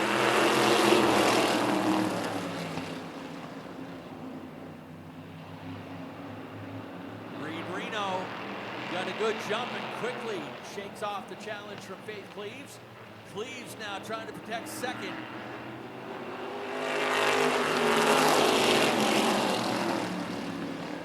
Ryan Treadwell working the high side, always watching the progress on the number 1 of Chadbourne and the 87 of Chuck Colby. That's Tiger Colby's dad out there in the number 87. Of course, all those Colby machines always looking so nice. Chuck's now up into the top 5. And we get a side-by-side race for second. Faith Cleaves on the low side.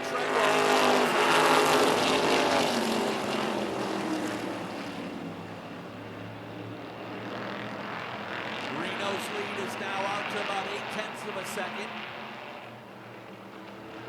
Chuck Colby turned the fast lap of the race.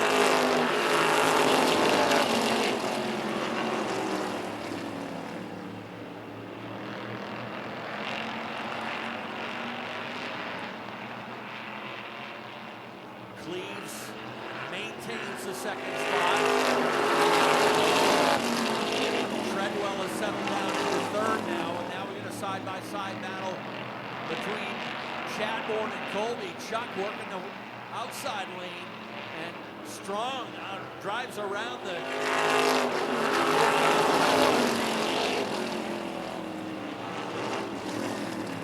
Chuck's been racing off and on here in Wiscasset for about 25 years. Never really ran a full season to take a run at a championship. Of course, his dad, Charlie Colby, a former pro stock champion here. How about young Reed Reno continuing to pull away?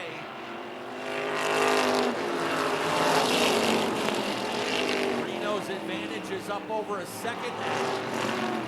But the fast cars starting to work their way to the front. Colby continues to work the outside. He's now up to third as he got around Treadwell.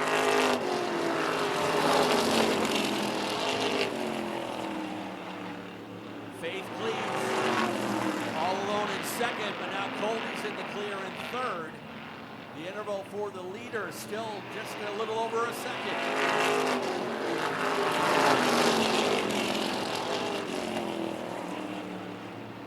I believe Adam Chadbourne is behind the wheel of his new car. He drove his old car to a win on opening day, but he really wants to get this new car going. He's got a little more horsepower, but not quite the handling as the other car. Now Chuck Colby ready to make his move on the outside. Pulls up wheel to wheel with Faith Cleaves.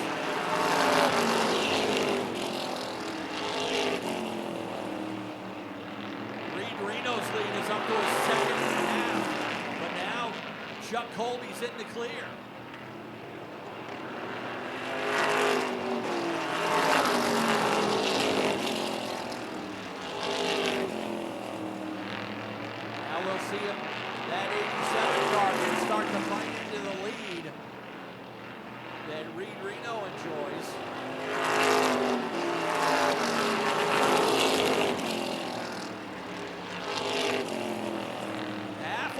time by the stripe. 15 down, 15 to go.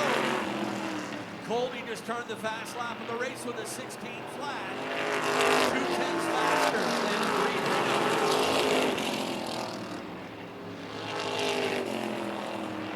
Remember on opening day, Reed had a couple close calls, nearly lost the car, but had some really remarkable saves. Looks really solid today. The lead down to a second.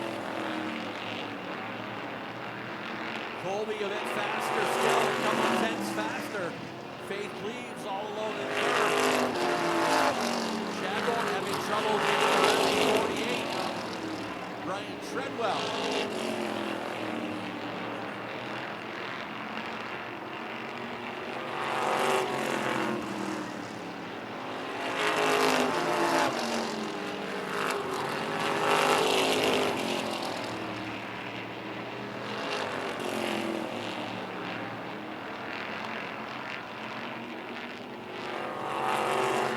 Passing flag worked on the number 8 of Phillips and the 79 of Tucker. That lead is leveled out now to about 7/10 of a second.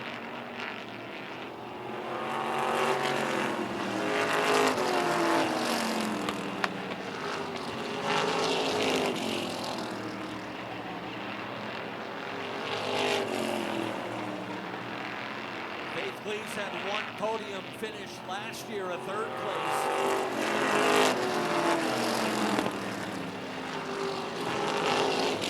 2021, she was the rookie of the year in the class with 5 podiums, a career best second place finish.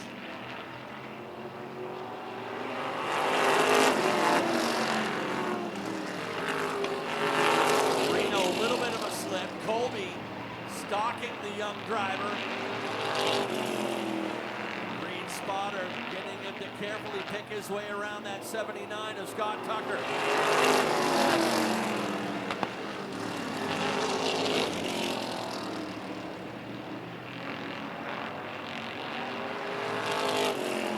Reno and Colby able to get by. Now they have clear racetrack up ahead to settle this one.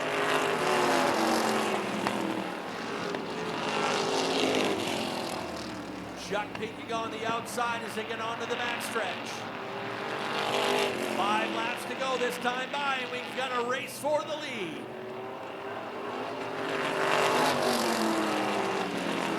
Reed overdriving just a little bit. The car really tight coming out of turn 4. Colby carefully picking his way around and into the lead with 5 to go.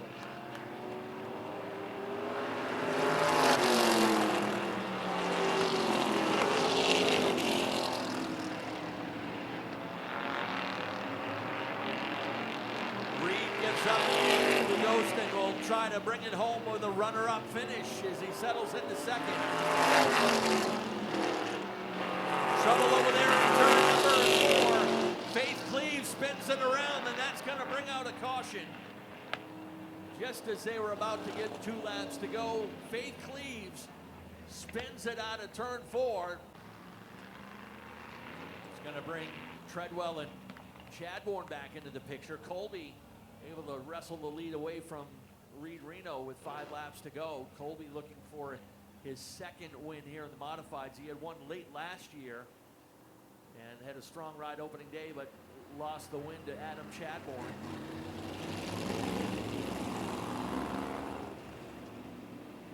Reed Reno picked up his first career win in a 4-cylinder pro last season, and his dad Nick Reno won the modified championship, and in victory lane turned and handed the keys to young Reed, and the kid has been pretty impressive here in the early going into this season. Let's see if we can finish this one up. Green flag is out.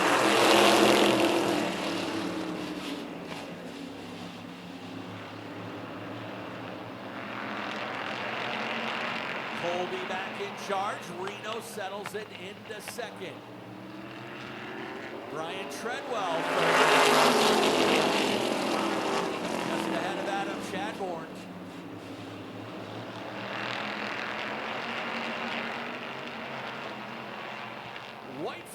Again, 1 lap to go.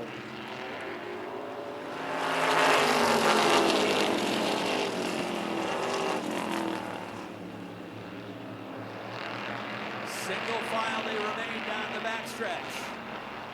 Cleves will head down pit road 1 lap early. Checkers are out. Colby gets the win. So let's head trackside. Nick's got your top 3. And Chuck Colby gets her done this evening. Climbing on out of the 87.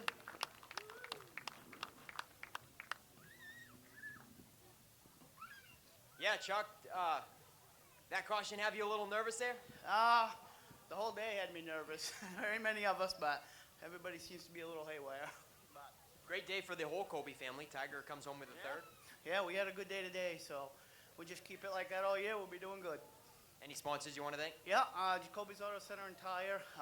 I'll do the same thing as last time. And Dresden Takeout. They helped me out. And we'd like to thank BNS Videos. He does it.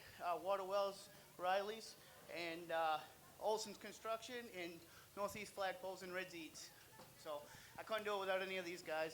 My father helps me out a lot, and my boy. So couldn't do it with my wife and my kids. So thank you. All right, great job, Chuck Colby.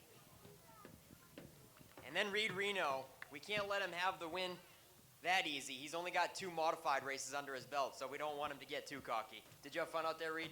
Yeah, I was getting a little bit loose towards the end, but yeah, I had fun. Any sponsors you want to thank for your career best run in the mods, right?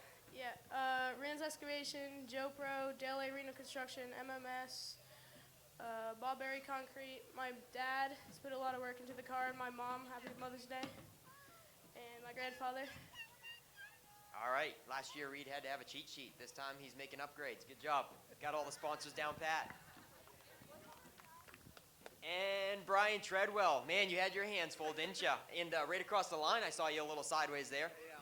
You were just in defense mode, it looked like the whole time. Chad Bourne all over your butt. Yeah, pretty much, and mostly it was loose off. Sometimes I got in the gas too quick. It makes it loose off too, so yeah, defense. Nice, good run. Yeah, you got third on opening day, right? So you got 2/3 for the season so far. Off to a great start. Any sponsors you want to thank? Just trying to think. Yep, you, the car, obviously. Yeah. No, that's what he's saying. He wants to thank Nick for making this car look as good as he does all the time, keeping us fixed up that way. Thanks K&B Auto and Ellsworth, Bob Alexander, and everybody that helps us on this car, so it's awesome. All right, great job. Brian Treadwell gets another top 3 in the first 2 opening weeks of the season. Reed Reno, career best rookie season modified finish. Everybody is getting some photos in victory lane. And then we'll get Treadwell and Reno down here in front of Colby's car for some top 3 photos in Coastal Auto Parts Napa victory lane. And they're rumbling on the pit side. 1 more race to go, and it's a big one. 23 Street Stocks strong. Back up to you, Ken. Lights off on the pace car, ready to turn them loose next time around.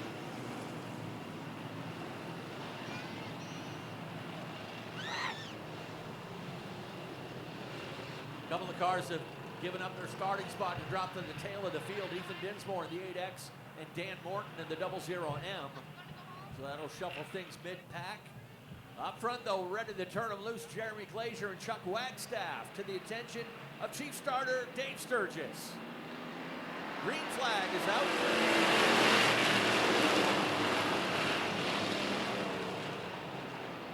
Everyone hustling through turn 1 and 2. Mid-pack is where it's happening as the top drivers in the class try to find their way to the front. 3 wide out of turn number 4. Mike Galino's the one way up on the high side. Pass by and not in a good place as things tighten up by about 10 feet coming out of turn number 2. Jeremy Glazier showing him the way. We got a couple cars together over there in turn 4.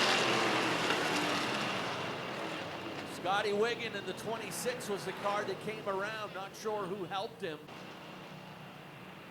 First lap is in the books. Jeremy Glazier, as I said, trying to rebound after a tough opening day 2 weeks ago. Mechanical issues relegated him to a last place finish. Looking to go from the Outhouse to the penthouse with a win today. Wagstaff will restart second. Easonsy and Romano on row 2. Burgess and Greenleaf now on row 3.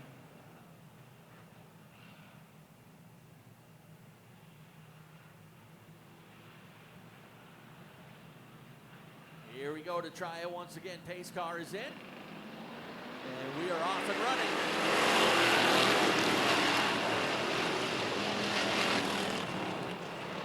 One of our top runners not here tonight, by the way. Kurt Ewing's not in action. So you might see a little less activity out there in the third group tonight.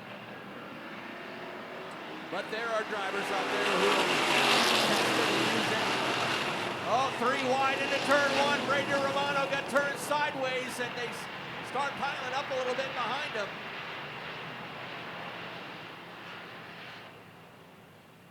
Yeah, Brady Romano was trying to get back down to groove 2, but he had 2 cars to the inside of him. A little late crossing him up, so they're going to keep him under caution pace one more time. And your opening day winner, Josh St. Clair, off the pace. Problems on the 95. St. Clair heading down pit road. By the way, last week broke his trophy streak. We've been keeping tabs on over the last couple of years. Josh had gone from June of 2022 to last week, taking home a trophy every week in one of the divisions he was running. Not necessarily in both. There were some nights he took trophies in both, but to go a year and a half, a season and a half, bringing home a trophy every week you raced is crazy. Yeah, he usually races 2 classes a night, and I'd say specifically because he wants to take home a trophy every single night. Here we go, green is out. A little bit of contact in the drop of the green between Easonsy and the leader. Those buddies pit side by side, both out of Appleton.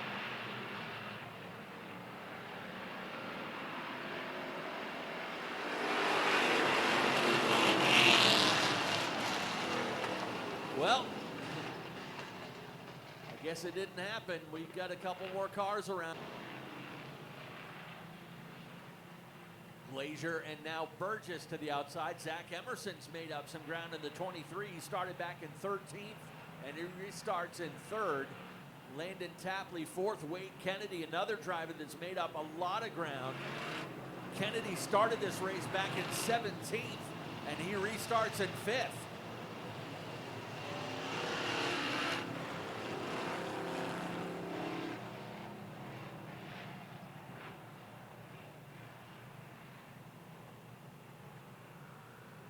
All right. Let's see if the 4th time's a charm.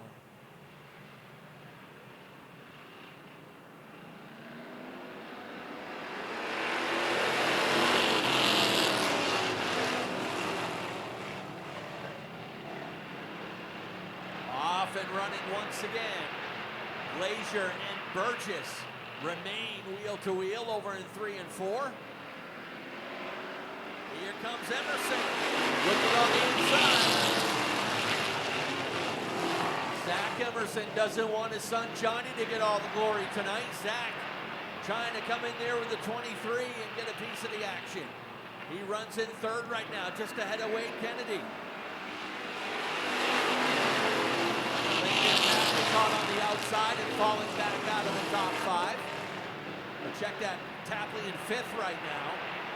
Holding on with Kennedy inside and the 4 of Caleb Emerson Maines.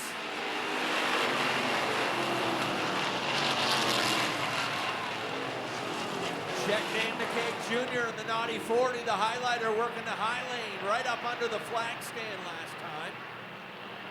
He's got a ways to go trying to work around Chuck Wagstaff.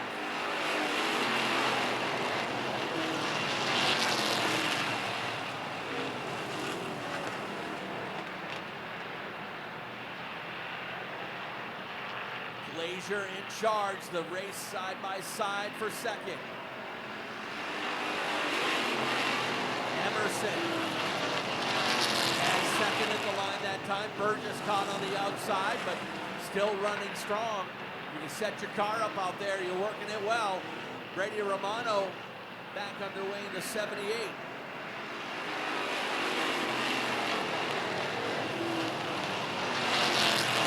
Wade Kennedy coming into the picture now, trying to get him out of that top three.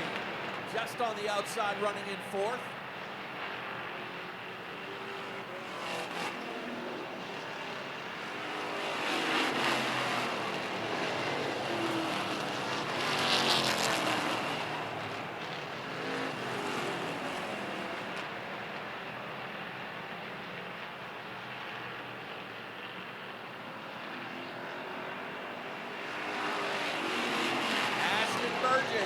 Earning his money on the outside there in that three-car battle on the low side.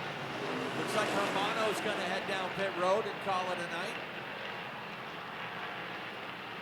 Trying to keep an eye on the progress of the 40 of Dan McCabe Jr.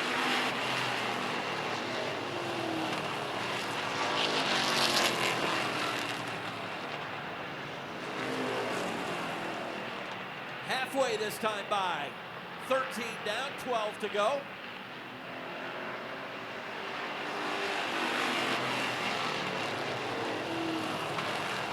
Great race up front between that lead foursome.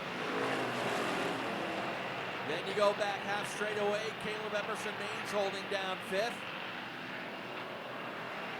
Matt Hannon Jr. from the back of the field. Hannon started back in 18. And he is just on the outside of the top five. Dan McCabe Jr. still hustling up the outside lane as well.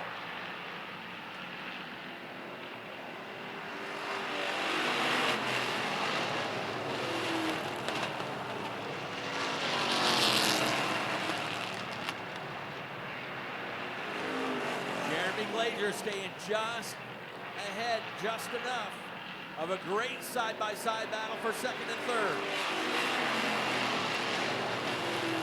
Burgess starting to gather it back up. Another little charge with steam on the outside. Doesn't quite have Emerson cleared yet.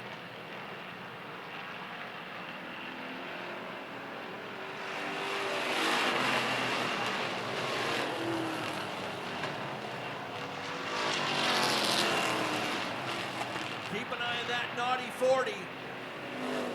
Dan McCabe Jr., the fastest one on the track right now.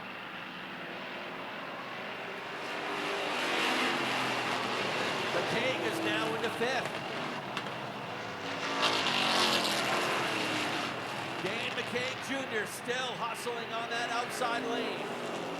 Now into fifth and trying to reel in that lead group.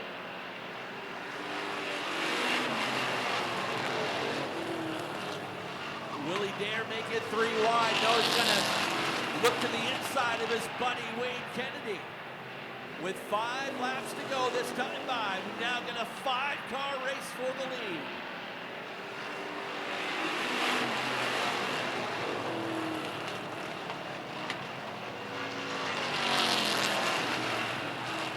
Kennedy started this race back in 20th. And he is knocking on the door of the top 3.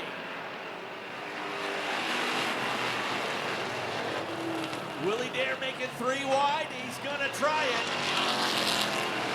McCabe looks on the high side of Burgess. Gonna look at 3 wide onto the front stretch.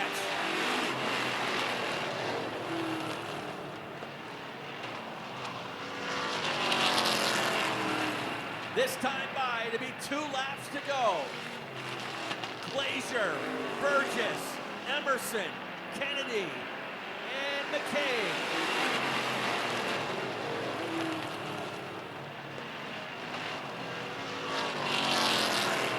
Took him 3 tries to get it, but wow, what a race up front we've got now.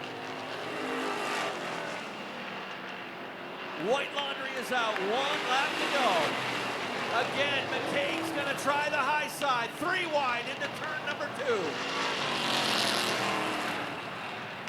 Dan McCabe Jr. is going to let it all hang out on the high high side. Glazier's in charge. Burgess spins. McKay gets up fourth. What a finish.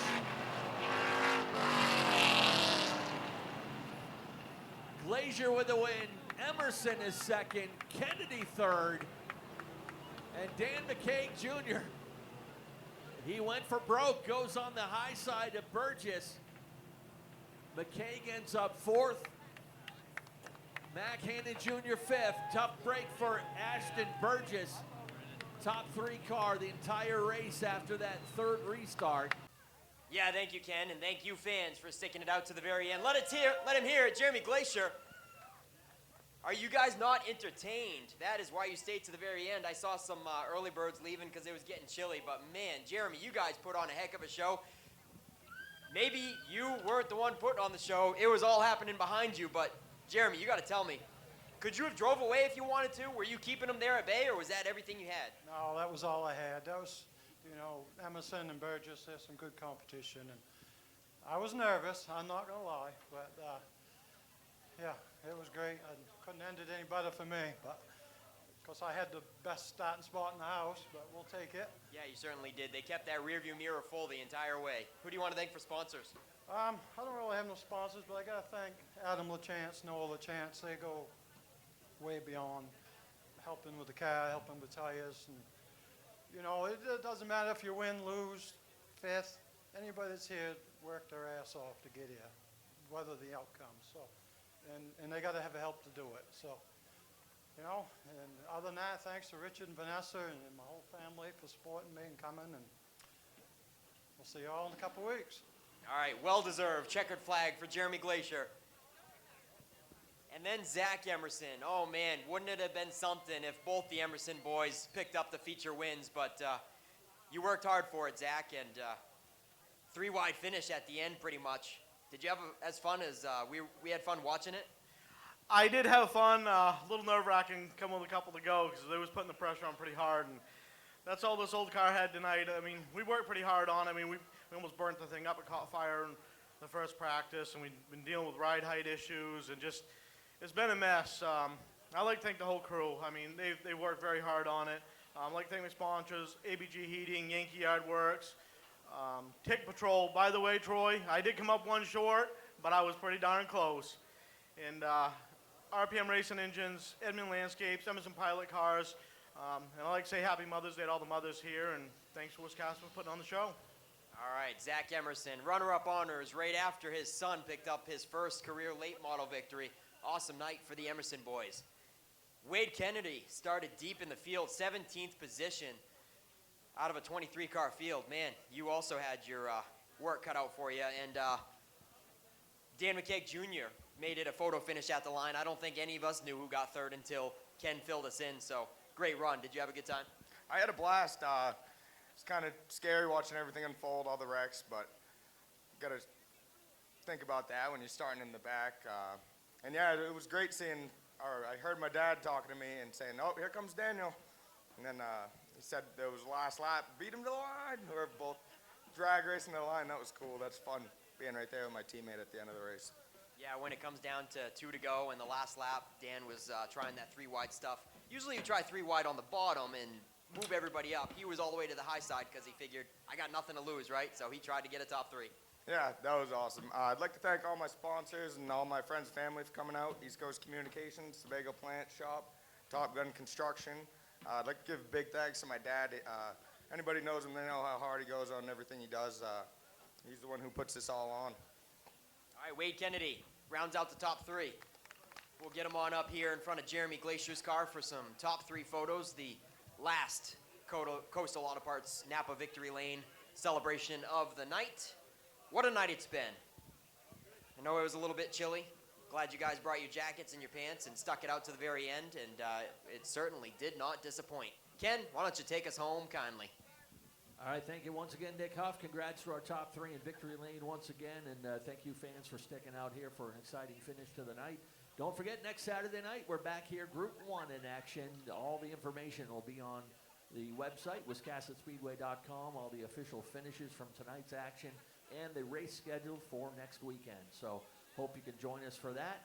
And as I always say, one final time on behalf of Richard and Vanessa Jordan and the entire Team Wiscasset crew, thank you for being here. Have a great rest of your weekend. Happy Mother's Day, and we'll see you next week.